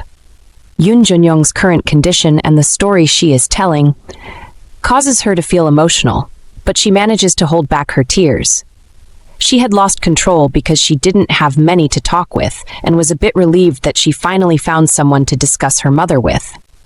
Before she knows it, Kwon Beom-jin is by her bed, surprising her when he adjusts the bed sheets, tucks her in, and asks her to get some sleep. Junyoung then asks Kwon Beom-jin where he is going, but he reassures her that he is not going anywhere. According to him, he is tucking her in so she can sleep, and he can sleep too. Kwon Beom-jin's kindness manages to silence Junyoung, and she stares at him knowing fully well that it is very much like him to say such things. However, the Kwon Beom-jin she is talking about is not this guy, or his alter ego, Mr. Kim, but the Kwon Beom-jin she used to know from back in the day. Silently, Junyoung begs Kwon Beom-jin not to push her away, since she knows that she will regret it so much if he pushes her away now that they have met again. As she is tucked in, Junyoung again attempts to talk about Deputy Kim Young-jae, but Kwon Beom-jin stops her, reminding her that he told her to sleep. Junyoung plays along, acting like she is asleep until Kwon Beom-jin falls asleep and successfully takes a picture of him. Not too long after she falls asleep, someone walks over to her bed, takes her phone, and tries to unlock it. The person finds out that the phone uses a fingerprint lock, but with the help of a sleeping Junyoung, it makes it easier for him to get into her phone. This person is Kwon Beom-jin, and the first thing he sees when he unlocks the phone is an image of him sleeping. He then recalls Junyoung's excuse that she was taking a selfie to send to someone and now knows she was telling a lie. Later on, Kwon Beom-jin is walking out of the hospital with Junyoung's phone in hand. He is trying to call someone, who upon picking demands to know who they are speaking with. Kwon Beom-jin says it's him, but the person still doesn't recognize his voice, demanding to know who is calling him at this hour. Kwon Beom-jin warns the person not to say anything they will regret, and that's how this person is able to figure out that the caller is Kwon Beom-jin. On discovering it's Kwon Beom-jin, the person throws a bucket load of questions at him, all channeled at trying to find out whether he is okay or not. He demands to know where Kwon Beom-jin is, and Kwon Beom-jin tells him to simply do so by tracking his phone's location he dropped. A while later, the person on the other side of the phone calls back and tells Kwon Beom-jin that he tracked the phone, called it, and the police answered. He admits that this is his first time going to the police for something like a phone. However, Kwon Beom-jin is more interested in knowing whether this person had to come from such a far distance to hear for the phone. The person at the other end affirms that he needed to come down. He claims he would have come earlier, but spent 3 hours because the chairman told him to visit the Sangbong building first. Kwon Beom-jin asks the caller where he is, and he tells him he is parked near the house where he is staying. Nevertheless, he has noticed that Kwon Beom-jin is not home because his car isn't parked, and tells Kwon Beom-jin that he planned to ask around for his whereabouts in the morning. He asks the caller if he was planning to ask if anyone knew Kwon Beom-jin, but he assures him he is not stupid and wanted to ask about Mr. Kim, like he was instructed. Kwon Beom-jin lets the man finish his rambling before instructing him to come to the Junyoung Hospital's emergency room. Making mention of this makes the caller worry about Kwon Beom-jin's well-being, but he assures him he is okay and just escorted someone to the hospital. The caller is relieved to hear this, announcing that he is on his way there, but wants to know if he should call this number. He then asks who the number belongs to, but all Kwon Beom-jin tells him is that he borrowed the phone and is hanging up. When he hangs up, he ends up in Junyoung's call log, where he sees that Na Sung-gun had given her a call twice. He pays no attention to this and just deletes the number he called a few seconds ago before returning the phone to where he picked it from. After doing so, Kwon Beom-jin goes outside to wait for a caller. He doesn't have to wait too long before a fired-up man comes dashing towards him, screaming "Bro." When this man gets close enough, he hugs Kwon Beom-jin before realizing what he had done and apologizes. He admits that he hugged Kwon Beom-jin because he was so happy to see him. Kwon Beom-jin tells the man that with the way he is behaving, someone might report a thug in the neighborhood. On hearing this, the man reverts to a harmless vibe. When the man finally remembers why he came here in the first place, he pulls out Kwon Beom-jin's phone and hands it over to him. Kwon Beom-jin finds it funny that this man actually came all the way here because he stayed almost a day without contacting him. In the man's defense, Kwon Beom-jin had never gone a day without contacting him, so he had enough reason to worry. He adds that he got worried since the call cut abruptly, which didn't allow him to stay calm afterwards. The man expressed his joy that their country is still a decent place where someone finds your phone on the street and hands it over to the police. The man then gets curious about the person Kwon Beom-jin knows in the emergency room, but he takes the man's attention off that by asking about the Sangbong building. The man tells Kwon Beom-jin that it's going to take a while before it's decided what will be done to the building. For him, he isn't sure if it's better to auction off the building or let the tenants continue to run it. According to this guy, the chairman hasn't decided what to do with the building. The man tells Kwon Beom-jin that the chairman spoke of visiting him, since it has been a while since he was in Seoul, but Kwon Beom-jin does not welcome this idea. He states that he is not on a vacation or some sightseeing trip. The man understands this. Nevertheless, he tells Kwon Beom-jin that even the chairman seems to be worried about him because of the knife incident that happened last time. To ensure his safety, the chairman ordered this man to stay with Kwon Beom-jin and only return if there was something urgent. In the end, Kwon Beom-jin does not care. He tells the man to leave, instructing him to stop the chairman if the chairman tries to come. The man argues he cannot leave because he has nowhere to go, and the chairman told him to stay with him. Kwon Beom-jin counters the man by reminding him that his word comes before the chairman's, but it's still hard for him to go. He argues that although what Kwon Beom-jin said is true, when it comes to Kwon Beom-jin's safety, he agrees with the chairman 100%. The man suggests that Kwon Beom-jin take his time with him as a vacation. But Kwon Beom-jin isn't cool with this guy taking a vacation to hang around him. All this guy's begging falls on deaf ears because Kwon Beom-jin knows that the second this guy sees Junyoung, he will know what he is up to. He identifies this man as Samdu, and actually wonders if Samdu should know what he is up to. He recalls how Junyoung asked if he would like to be her man, and knows he can't joke about stuff like that anymore. In the end, he tells Samdu to go to his place, and if the old lady asks who he is, he should say he is Kwon Beom-jin's cousin. He isn't too okay with the idea, but he'll do that anyway. Beom-jin also comes up with an excuse to protect Junyoung by telling Samdu that she is the successor to Park Hyunjun from Hankyung. He instructs him to act like Junyoung is invisible or act like he can't talk when she is around him.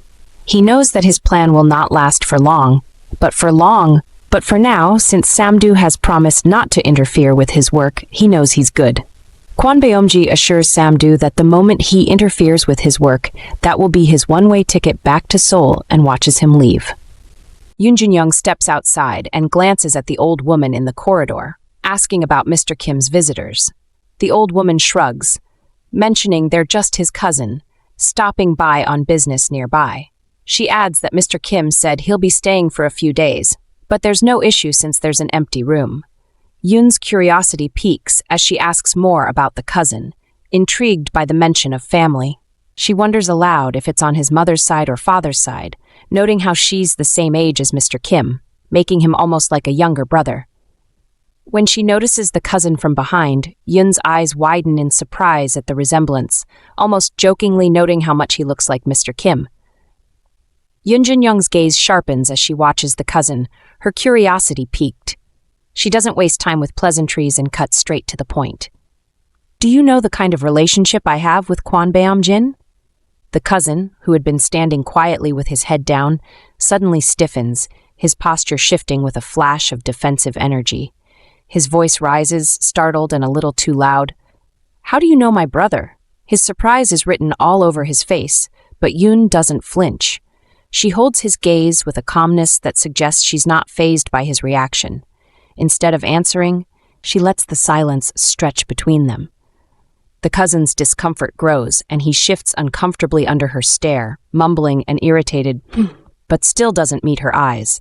She tilts her head, observing him, and then presses further. "What's your name?"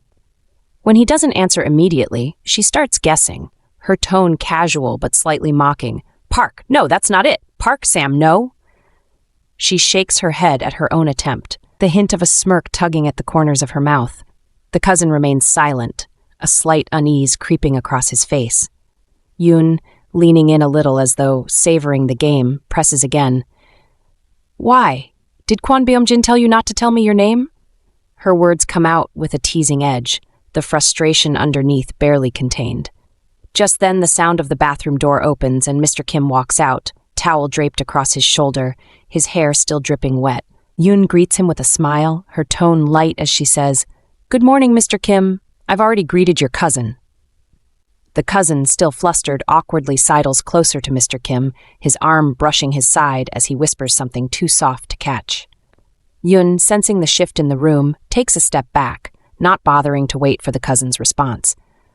"I'll repay the favor from yesterday soon, as long as you have time," she says.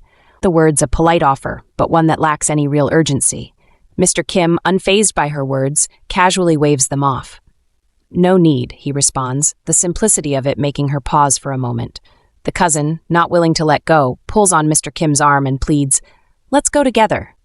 But Yoon, already mentally moving on, continues walking without sparing another glance. As she leaves, her mind drifts back to Mr. Kim's cousin. "I don't know where this cousin came from, but he's definitely easier to deal with than Kwon Beom-jin," she thinks to herself with a quiet chuckle. Despite her amusement, there's a hint of wariness lingering in her thoughts. Junyoung sets the food on the table with careful precision, her sharp gaze never leaving Kwon Beom-jin. The air between them feels charged as she watches him closely. Her voice carries a challenging edge as she comments on his strange concern for her safety, questioning his motives.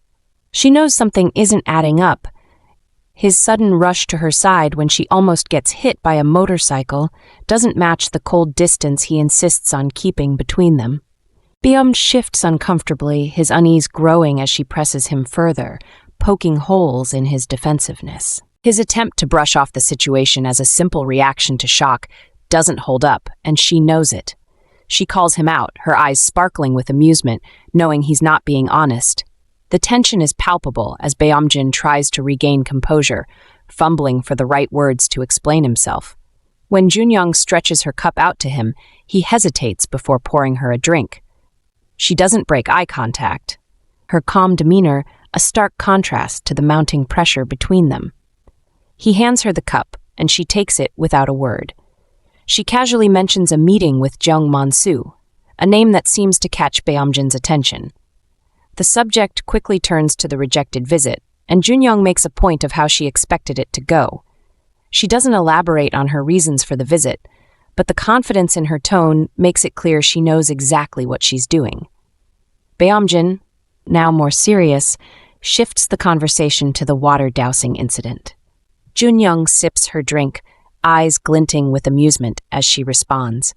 She dismisses the idea of any meaningful compensation coming out of it, as if the situation is more about sending a message than anything else. Their exchange continues, each of them carefully watching the other, weighing every word. Junyoung presses the matter further, alluding to something more sinister beneath the surface. Beom-jin's expression changes, the doubt clear in his eyes. The playful tone shifts to one of deeper intrigue as he admits his own reservations, acknowledging that things might not be as straightforward as they seem. Junyoung's gaze sharpens as she presses him further, asking about Jang Man-soo and whether he has proof the incident wasn't just an accident. Beom-jin shifts slightly, clearly uncomfortable, but tries to mask it with a playful response. She counters with a more serious tone, referring to it as circumstantial evidence and pressing for any gossip from the workers. Beom-jin, sensing her underlying intentions, warns her not to use him as a spy. Junyoung responds coolly, expressing disappointment that he's not on her side, especially after working with him for longer than just a few weeks. The tension continues to build as Beom-jin falls silent, struggling to find a way out. Junyoung sharpens her focus, questioning whether he has another motive behind his actions, suggesting he might want to make the accident appear as a safety issue and push her out. Beom-jin's face hardens as she asks if he was the one who reported the safety issue to Kim Yong-jae. Her question hangs in the air, leaving him to squirm under the weight of it. The tension is thick, and Beom-jin remains quiet for a moment too long, trying to formulate an answer that doesn't make him look too involved. Junyoung's expression softens with a touch of disappointment, yet her eyes don't leave his. She suggests the reason for his actions might be something as simple as money. His eyes narrow and he gives her a questioning look, almost disapproving, but there's something in his gaze that shows he's considering her words. As they continue eating, Junyoung's mind drifts to the implications of the accident. If they don't receive compensation, it could delay Jang Man-soo's ability to repay his debt, stretching out the timeline for him to meet his obligations. Meanwhile, Beom-jin is lost in his own thoughts, realizing that if there's no compensation, the debt will only grow and become a heavier burden, possibly complicating everything even more. Junyoung asks Kwon Beom-jin if he sees things the same way, but he stays silent, making her wonder if he'll respond at all. Just as she thinks he won't. He breaks the silence with, "You know it's not just one person, right?" Her curiosity piques, and she asks what he means. His expression turns serious as he mentions the workers who've fallen at the accident site, asking how many there have been. Junyoung's eyes widen slightly as she answers, 4 in 4 months, and then follows up with, "Do you know how high that number is?" Beom-jin meets her gaze, replying that there wasn't a single incident in the past 2 years. Junyoung's mind whirs as she thinks about the bigger picture, remarking that when it comes to compensation, the probability of fraud is key. No company hands out millions without making sure everything checks out. She watches him closely and then presses further, asking what he's so afraid of. She mentions that Jang Man-soo and his wife didn't seem to react normally. Beom-jin's expression shifts, guarded now, and he questions if she thinks it could be insurance fraud. Junyoung narrows her eyes and suggests that they first need more information about the fallen workers. If they all genuinely need compensation, which seems likely, unless someone's been holding a grudge. She pauses for a moment, her eyes scanning his face as she asks why he's telling her all of this now. Beom-jin's face hardens and he coldly explains that she would find out sooner or later, so he's just saving time. He then drops the bombshell. "The company Jang Man-soo owes is where I work, JBK Financial." The words hang in the air and Junyoung's jaw drops in shock. She stares at him, unable to process what she's just heard, her mind racing with questions, suspicions, and a growing sense of disbelief. The air between Junyoung and Kwon Beom-jin is thick with tension as they sit in the car, both lost in their own thoughts. They exchange a look, their eyes locking in an intense gaze, and without saying a word, their hands reach for each other. In a moment that's both fierce and gentle, they share a kiss, one that speaks volumes without uttering a single sound. The world around them fades as they hold on tight, trying to convey everything they can't say in that single moment. As they pull apart, the spell is broken, and Beom-jin starts the car, the hum of the engine filling the silence. But the tension doesn't dissipate. It lingers in the air as they drive. Junyoung speaks first, her voice layered with emotions. "I'm not the same Junyoung, and you're not the same Kwon Beom-jin," she says, her gaze intense and searching. Beom-jin glances at her briefly before turning his focus back to the road, his expression unreadable. She presses on, her voice more determined now, with a hint of vulnerability. "But I'm not letting you go like this." Her smile, still tinged with the warmth of their kiss, lights up her face, and her eyes spark with something deeper. "Does it matter if we've changed?" she continues. "As long as you're still the guy who covers me with a t-shirt when I'm drenched in the rain before even saying hello, that's all that matters." Junyoung is about to say something more, but Beom-jin cuts her off, his voice low and almost a growl as he says her name. Yet she ignores him, continuing to speak as if nothing happened, her words flowing freely, like water bursting through a dam. She's determined now, talking about how she plans to investigate Kwon Beom-jin from JBK Financial further. The curiosity is clear in her eyes, and she seems to take pleasure in the mystery surrounding him, wondering if he's as bad as everyone says. She glances at him again, her gaze intense, as if she's trying to decode the secrets hidden deep inside his eyes. But then, her expression shifts to something more serious. She accuses him, her words carrying weight. If he truly wanted to cut ties with her, she suggests, he should have just ignored her in the rain, uncaring about whether she fainted or not. It's a bold statement, a challenge almost, and Beom-jin can't help but take it in. His eyes narrow, clearly processing what she's just said, and he seems to be weighing his response carefully. The car slows, pulling up to her gate, and Junyoung opens the door to get out, but she doesn't leave immediately. As she stands there, poised in the doorway, she turns back toward him and delivers one last jab, almost teasing. "You always shower first," she points out, her voice light but with an undertone of something deeper, worried I'd use up all the hot water. It's a small, nostalgic comment, a reminder of a time when they were closer, and she can't help but smile as she remembers those little details. With a soft sigh, she closes the door and walks away, not sparing him another glance. Beom-jin watches her go, his mind racing as he stays frozen in the car, engine still running. His eyes track her every step until she disappears behind the gate, and for a moment, everything around him feels still. The air in the car remains thick with emotion, as if the tension between them hasn't quite left. He sits there, lost in thought, contemplating the words they just exchanged. And then frustration hits him. He slams his hand against the steering wheel, letting out a deep sigh as he struggles to understand the mess he's gotten himself into. Beom-jin's thoughts spiral out of control as he wonders if it would be better for him and Junyoung not to meet anymore. He considers the potential impact on her life, but the idea feels cruel. Stirring things up this much is too much.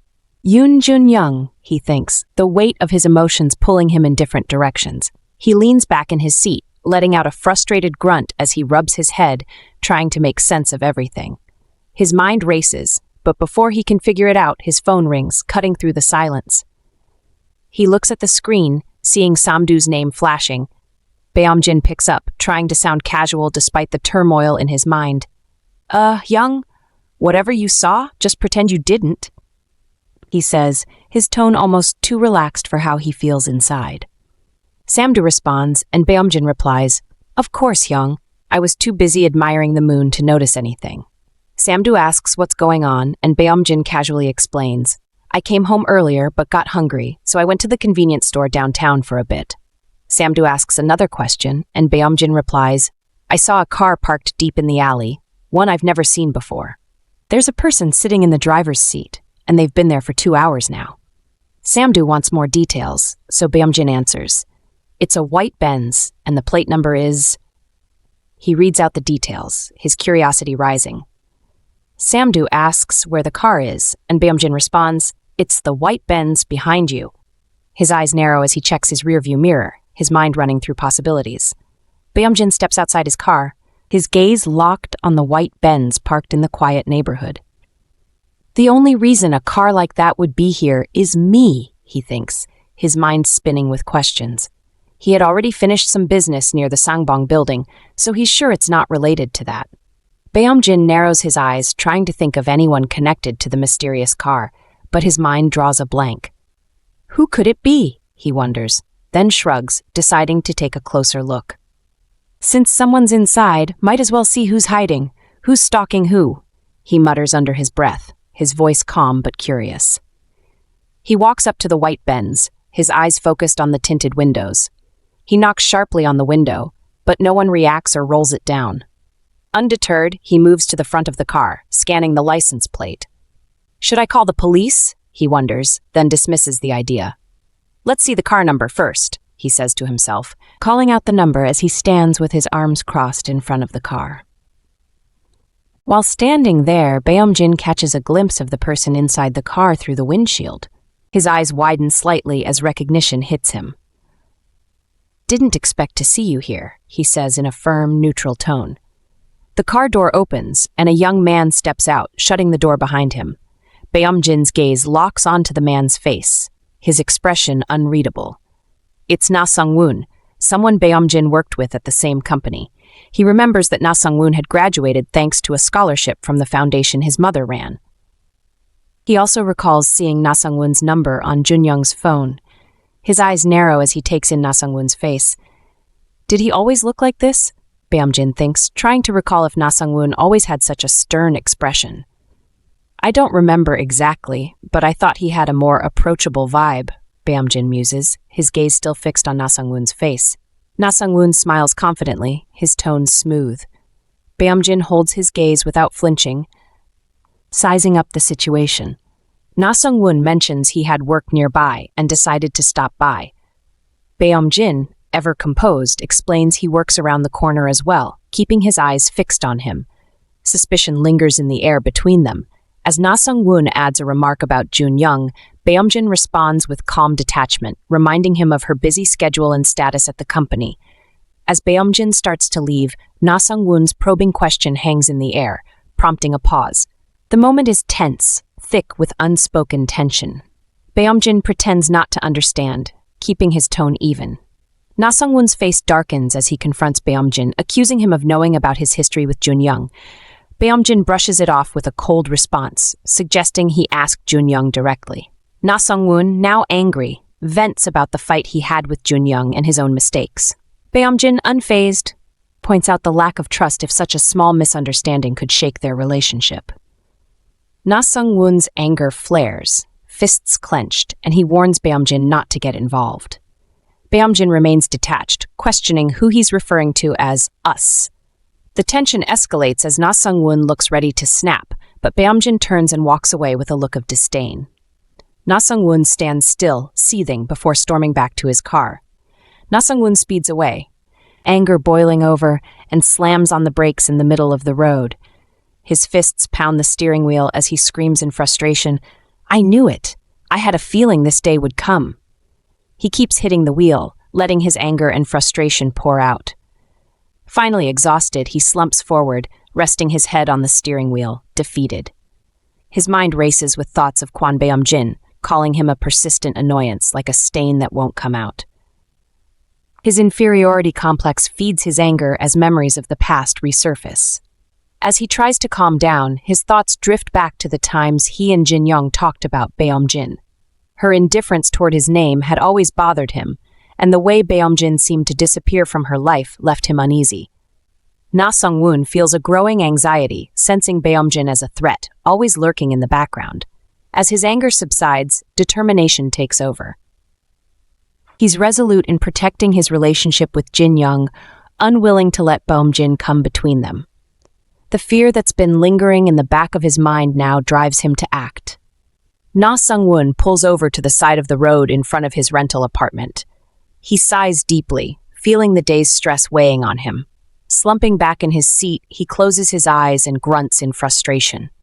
For a moment, he just sits there, his chest rising and falling with each breath. Then his hands begin to move, searching the inner pocket of his suit for his phone. He pulls it out and starts scrolling through his contacts, distracted. His eyes flicker open, and he stares out the windshield, his mind far away. After a moment, he stops on a number and dials it, waiting for the person on the other end to pick up. The voice that answers is clear and respectful, with a hint of deference. "Yes, young master?" Manager Kim says, his tone professional. Na Sung-woon's eyes snap open, and he speaks with a commanding yet familiar tone. "Manager Kim," he says, his voice firm. "Na Sung-woon, sir," Manager Kim replies, his voice smooth and respectful. Na Sung-woon's gaze drifts into the distance as he asks, "Have you found a new house yet?" He pauses, his eyes narrowing slightly as he thinks.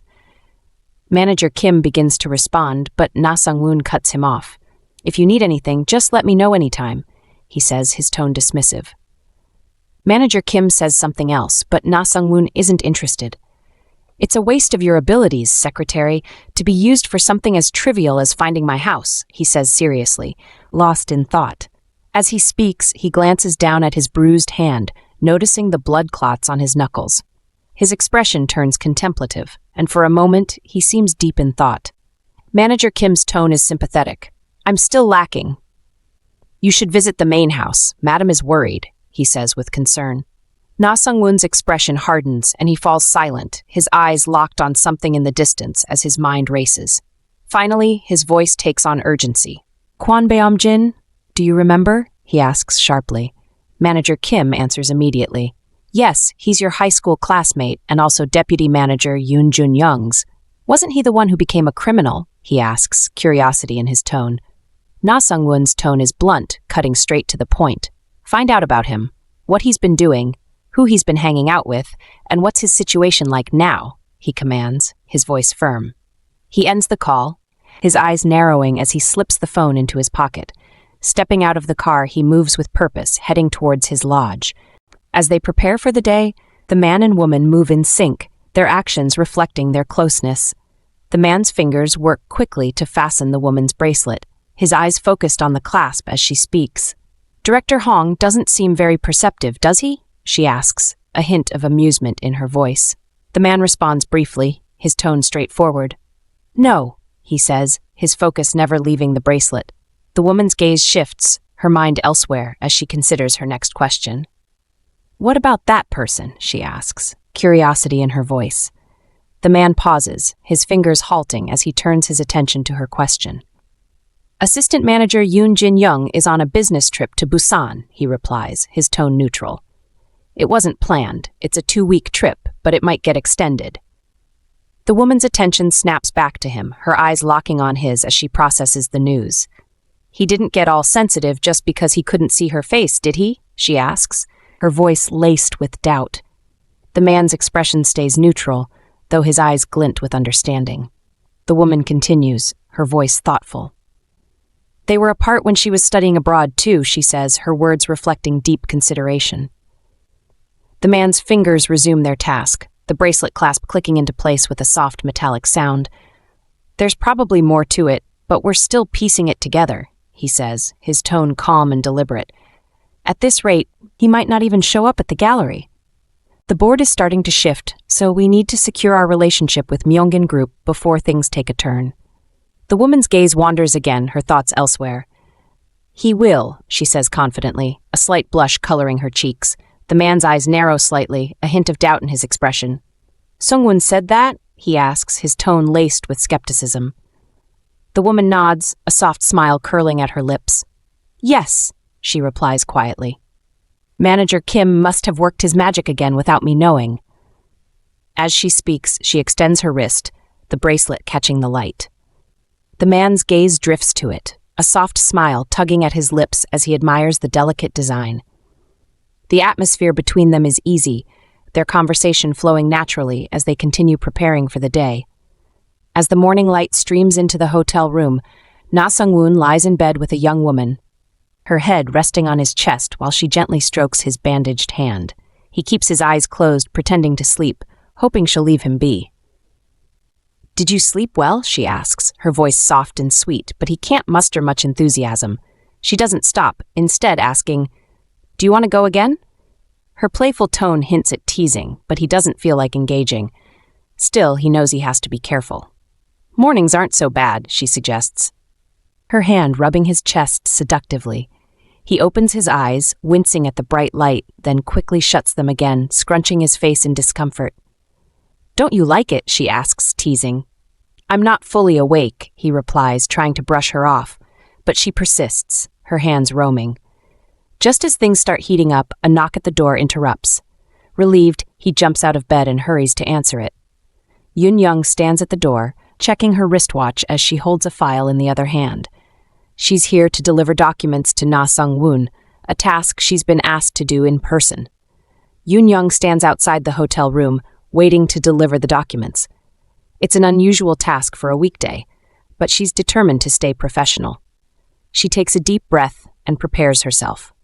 When Na Sung-woon opens the door, he's shocked by the sight of her, caught off guard by his disheveled state.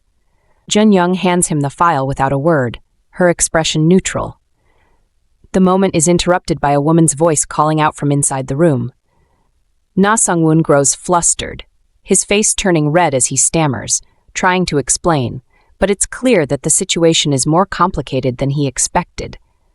Junyoung watches Na Sung-woon with a mix of confusion and irritation.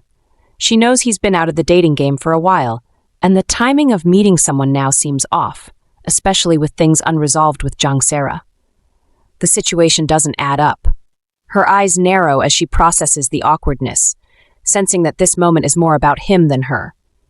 She hands him the file again, her patience thinning. Na Sung-woon tries to stop her as she starts to walk away, but her expression stays cool. She's not giving him an easy way out of this. Na Sung-woon stands there, feeling the weight of the moment. His face flushes with embarrassment, and he's left struggling with his words. Junyoung doesn't show much sympathy.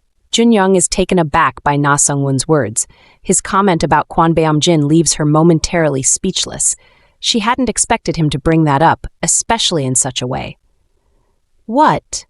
she asks, her voice barely a whisper, unsure how to process his accusation. Na Sung-woon, with a pained look, quietly tells her to wait in the lobby while he cleans up, his words carrying a sense of finality. As he heads back to his room, Junyoung walks toward the lobby, her mind racing. How did Na Sung-woon know about her meeting with Kwon Beom-jin? She wonders if he's been following her, or if there's something else going on. His sudden awareness of her actions makes her uneasy. Has he been spying on her all along? The idea sends a shiver down her spine. She can't shake the thought that he might have had a plan all along, quietly watching and waiting. Today feels different. Na Sung-woon's meeting with Jang-sera at the hotel doesn't make sense. He doesn't seem particularly interested in her, so it's likely Secretary Kim set it up. But what could Jang-sera offer in return? Junyoung can't shake the feeling that Na Sung-woon's true interests lie elsewhere, maybe with her. But she refuses to let her emotions take over. She's not one to be controlled, especially not by Secretary Kim. As Junyoung's mind swirls with thoughts, Na Sung-woon's words linger in her head, growing more intense with every passing moment. She feels a hot wave of frustration rise within her, her mind racing. Without thinking, she slaps her face with her hand, trying to shake off the nagging feeling that won't go away. "No way," she mutters to herself, trying to convince herself that there's no way she could entertain the idea. If Na Sung-woon were to confess, she'd reject him. That's what she tells herself, over and over again. It's a defense mechanism, one she's grown used to in situations like this, but it doesn't make the thoughts any less frustrating.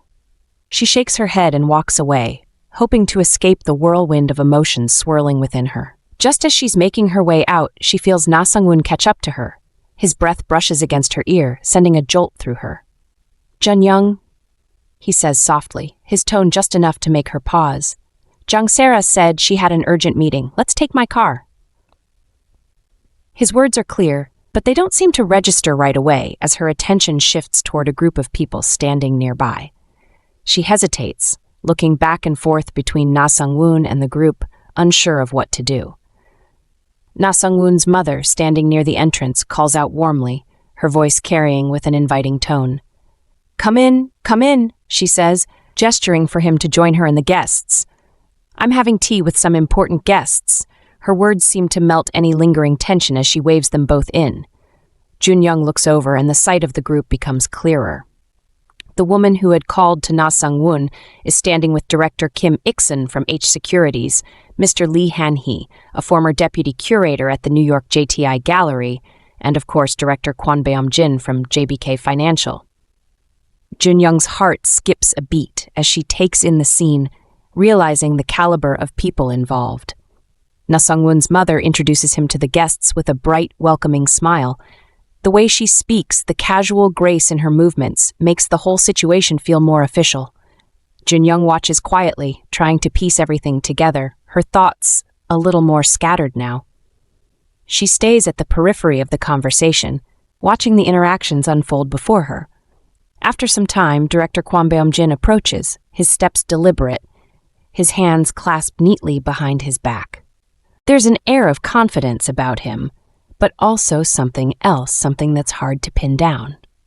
As he stops in front of Na Sung-woon, he gives a small nod, his gaze locking with his. "Pleased to meet you," he says, his voice smooth, and for a moment, everything else fades as their eyes meet. The weight of his presence hangs in the air as he introduces himself with his name. "I'm Kwon Beom-jin." The hallway before the art gallery is thick with tension as Na Sung-woon and Kwon Beom-jin face off. Their eyes lock and neither man moves, the silence growing heavier with each passing second. Kwon Beom-jin's gaze flickers down to Na Sung-woon's bandaged hand, and a sly smirk pulls at his lips. "Looks like you've hurt your hand," he says, his voice laced with mock sympathy. The words sting, but Na Sung-woon's expression remains cold, a silent challenge in the air. Na Sung-woon's sister, sensing the escalating tension, steps in to diffuse the moment. Standing behind her brother, she casually addresses the situation with a calm smile. "Ah, he's just been working out too much," she says nonchalantly, hoping to steer the conversation away from anything too personal. Her words hang in the air for a moment, but before anything else can be said, the curator steps forward. Her voice, though soft, is firm and commanding. "Shall we head to the art gallery?" she asks, her eyes scanning the room, observing the gathered guests with a practiced gaze. It's a subtle cue to move on, and Na Sung-woon seizes the opportunity to break free from the uncomfortable standoff. His eyes find Junyoung across the room, and the moment of tension between him and Beom-jin fades into the background. Turning back to the curator with a smooth, controlled tone, Na Sung-woon responds, "I've already selected a list." He offers a brief nod. "I'll be in touch." His confidence is unwavering, the flicker of tension now a distant memory. As he moves toward Junyoung, the tension in the air lifts, but the unspoken challenge between him and Beom-jin lingers, both aware that this is far from over. The curator nods, turning to signal the other guests to move to the gallery. Na Sung-woon's excuse is thin, clearly aimed at avoiding the group. He plans to corner Junyoung and clear the air after she caught him with another woman at the hotel. Since then, she's been ignoring him completely. The tension with Kwon Beom-jin is temporarily diffused, but the underlying hostility remains. Na Sung-woon's attention shifts when his sister approaches, commanding him to go with her. He hesitates, looking at Junyoung with regret, but she cuts him off with a firm look. Na Sung-woon reluctantly agrees and follows his sister, leaving the unresolved situation behind. As the others walk away, Kwon Beom-jin and Junyoung stand alone in the hall, a quiet tension building between them. Junyoung looks breathtaking, her hair flowing like a dark waterfall, and her two-piece dress hugs her figure perfectly, adding an air of elegance. Beom-jin stands tall, his suit impeccable, the faint scent of his cologne adding to his allure. Junyoung notices his appearance, sharp suit, fresh cologne, and can't help but tease. Her voice is light, playful, as she raises an eyebrow, wondering aloud if he really dressed up just for her. Her heart flutters at the thought of him making an effort, but she quickly pushes the idea aside, choosing to keep the atmosphere casual. Beom-jin's eyes meet hers, but his expression stays neutral. Still, she's certain there's something deeper there, something he's not showing. A quiet realization starts to settle in her chest, and her mind starts spinning. Kwon Beom-jin has a plan, she muses inwardly, feeling a thrill at the idea that she might just be a part of it. She shifts gears, her voice dipping into a teasing tone, expressing curiosity about how he ended up with director Hong Mi-hyang. Her words are filled with a mix of excitement and intrigue. She's almost enjoying the unexpected nature of their conversation, how it seems like everything is falling into place, but she's also testing the waters, seeing how he'll respond. The playful smile on her face says it all, but Beom-jin stays calm, unfazed, as if he's waiting for her next move. Then, Junyoung pushes her luck a little further, laughing lightly as she challenges him. "So, you just accept a kiss and then run off?" She watches closely for his reaction, her eyes glinting with mischief. Beom-jin's expression tightens, but he smooths over his irritation quickly, his voice still cool and defensive. She can't help but notice the slight shift in his gaze as he responds. He's not as unaffected as he pretends to be. Junyoung, sensing an opening, presses on, her smile only widening. "You were the one who made the first move," he reminds her, but she's not fazed by his words. Her laughter rings out, light and carefree, as she continues to tease him. She likes this playful back and forth, even if it's a little more loaded than she expected. The tension between them shifts, just enough for her to feel the electricity in the air. Her tone turns casual as she suggests a ride to the company. Beom-jin pauses for a moment, and Junyoung watches him closely, noting the subtle shift in his expression when he asks if she drove herself. There's a softness in his eyes that wasn't there before, and it catches her off guard. She nods in response, signaling that he should take the lead. Na Sung-woon storms in, practically ripping the door off its hinges. Before anyone can process what's happening, he swings at Secretary Kim, knocking her straight to the floor. She winces, clutching her face as the room freezes in shock. His mother's eyes widen for a split second. But she quickly masks her surprise with a controlled calm. Her voice hardens as she demands an explanation, glancing between her son and the now wounded Secretary Kim. Na Sung-woon exhales sharply, barely holding himself together. His glare never leaves Secretary Kim, and with a sharp gesture, he makes it clear she's the reason for his outburst. His mother turns her focus to Secretary Kim, silently demanding an answer. Na Sung-woon's mother watches his face, trying to make sense of the tension hanging in the air. After a moment, she mentions the house, admitting she had Secretary Kim get involved with the real estate agent. The words hang in the air, and Na Sung-woon's expression darkens instantly, his anger flaring again. He steps closer, voice low and sharp, making it clear she has no idea what's really happening. His anger isn't about the house, it's about something far more personal. Secretary Kim, according to him, has been pulling strings behind his back, twisting things to her advantage, and worst of all, she's ruined something he's been protecting. He turns to her, fingers twitching against the bandages on his hand, sarcasm dripping from every word as he throws the accusation her way. She flinches, avoiding his eyes, fumbling with her glasses like they might somehow shield her from the mess she's in. His attention snaps back to his mother. The frustration is still there, burning hot, as he questions her involvement. She blinks, caught off guard, clearly unaware of whatever scandal he's hinting at. Na Sung-woon's mother calmly explains that the meeting was set at an exhibition that opened yesterday, meant for buyers interested in purchasing the art. She mentions that Assistant Director Lee was staying at a nearby hotel, so she suggested meeting there for convenience. His eyes narrow, suspicion still lingering. Without missing a beat, he questions when she started associating with people like Kwon Beom-jin, his voice dripping with disdain. She looks genuinely confused, but he isn't having it. His patience snaps and he raises his voice, listing every shady possibility surrounding the man. A criminal, a scammer, someone who probably treats police stations like second homes. Why would she, of all people, be dealing with someone like that? His mother flinches at his tone, taking a step back as her shock turns to fury. She reminds him who he's speaking to, voice trembling but firm. After everything she's done for him, this is the thanks she gets? Her finger jabs in his direction as she makes it clear. Everything has always been for his benefit, but that doesn't mean he needs to know every little detail. His job is to do what he does best, and leave the rest to her. With that, she turns on her heel and walks away, leaving him standing there, fists clenched, anger burning hotter than ever. Na Sung-woon stands frozen, staring at his mother's back as she walks away. His mind races, struggling to make sense of everything. Then, just as she reaches the door, his voice cuts through the air, stopping her in her tracks. He brings up Junyoung's question from long ago, how it felt to be so protected. Back then, he had no answer. Now, he does. It feels like being blind, like being played for a fool. His mother turns, her expression unreadable, but she takes a step toward him. Secretary Kim quietly falls into step beside her.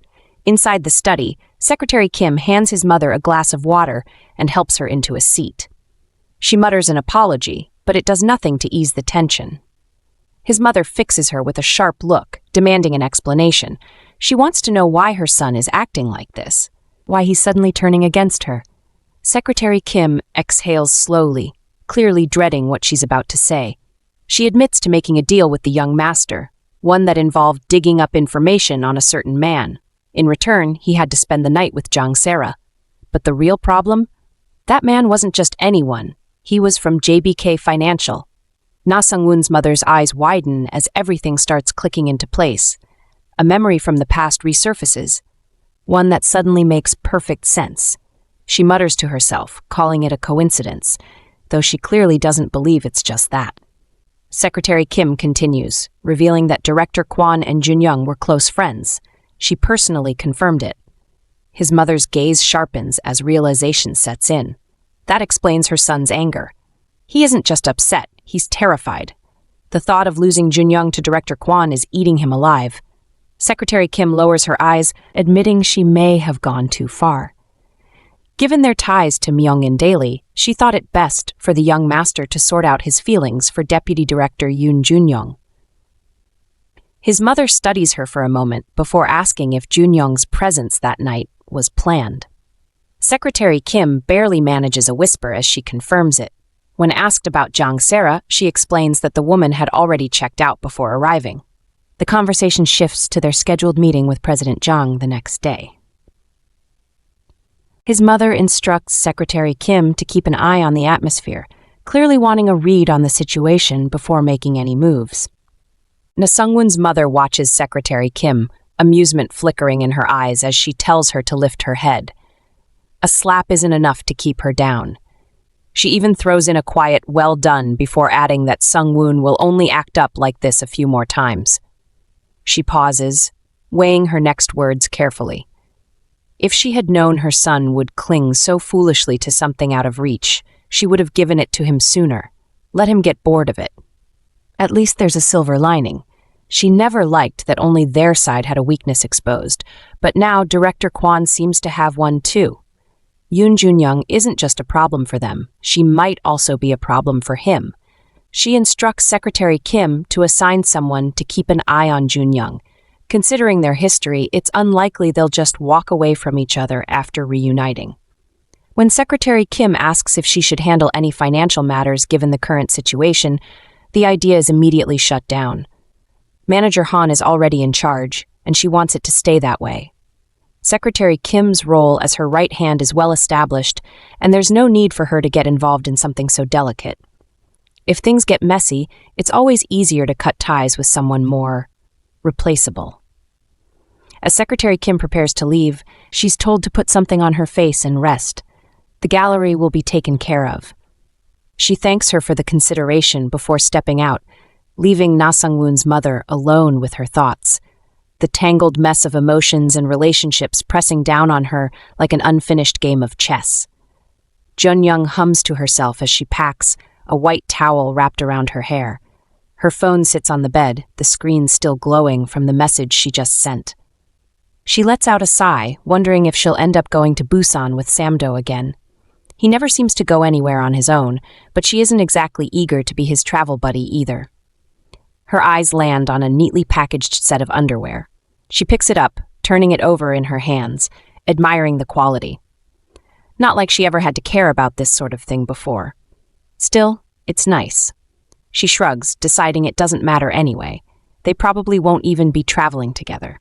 At best, she'll just keep Samdo close, purely for practical reasons, of course. Her face suddenly warms at the thought, and she quickly waves it away. Not that he'd even think about it in the first place. She shakes her head, laughing at herself, before going back to packing, her voice filling the room as she belts out a song. Then, bang, bang, bang, she freezes. Someone's at the door, calling her name. Na Sung-woon.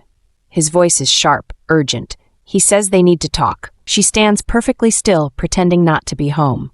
But he isn't giving up. The banging continues. Her phone buzzes on the bed. Avoiding him clearly isn't an option. He isn't going anywhere. Junyoung grabs a jacket, slips it over her singlet, and pulls the door open just enough to block the entrance. Na Sung-woon doesn't waste a second. He demands to know why she changed her password, his tone making it clear he expects an answer. She brushes him off, saying she's busy and heading to Busan soon. He isn't having it. His day has been rough. Can't she spare him 10 minutes? 10 minutes. She mulls it over. If she thinks of it as time to wrap things up, it's not too much to ask. Fine. She'll talk, but outside. Instead of agreeing, he asks why. Then, just like that, he shoves past her and marches inside. She calls out his name, demanding to know what he's doing. He doesn't answer. Instead, he swings open her bedroom door, eyes scanning the room before checking the others. When he finally speaks, it's to say he thought Beom-jin was here. As if that wasn't enough, Na Sung-woon adds that she's really packing this time, like he'd caught her in some sort of lie before. She crosses her arms, feeling her frustration rise. She didn't lie. Whether Beom-jin is here or not has nothing to do with him. She doesn't need to explain herself. There's nothing to hide.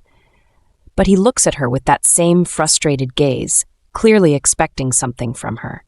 She knows he's annoyed that she never told him she met with Beom-jin again, as if it matters. His eyes flicker down, landing on the new set of underwear she had been admiring earlier. Without thinking, he picks up the pack and inspects it. Junyoung doesn't even give it a second thought. Her hand shoots out, snatching it back, her fingers brushing against his. She isn't in the mood for his judgment. He makes it worse by insisting she shouldn't be hiding anything from a friend, and that, since he's the only one who knows Kwon Beom-jin, he deserves to know. She looks at him, eyes steady, as she realizes just how different their ideas of friendship really are. She doesn't need to explain herself to him. His laugh is short, but it's full of bitterness. Yeah, they've always been different. He never said it out loud, but she must have known why he was still around, sticking to her under the pretense of being a friend. She feels the weight of his stare, the intensity in his eyes that doesn't waver. The moment feels like it's charged with something unsaid, something heavy that fills the space between them. Her breath catches in her throat as the air seems to thicken around them. A shiver runs down her spine as she holds his gaze. The conversation has shifted again, and now she's not sure where it's headed. She doesn't know what comes next, but she's certain it won't be as simple as before. Enjoying this recap so far? Comment part 5 below. Also, don't forget to like, share, and subscribe. Until next time, ciao.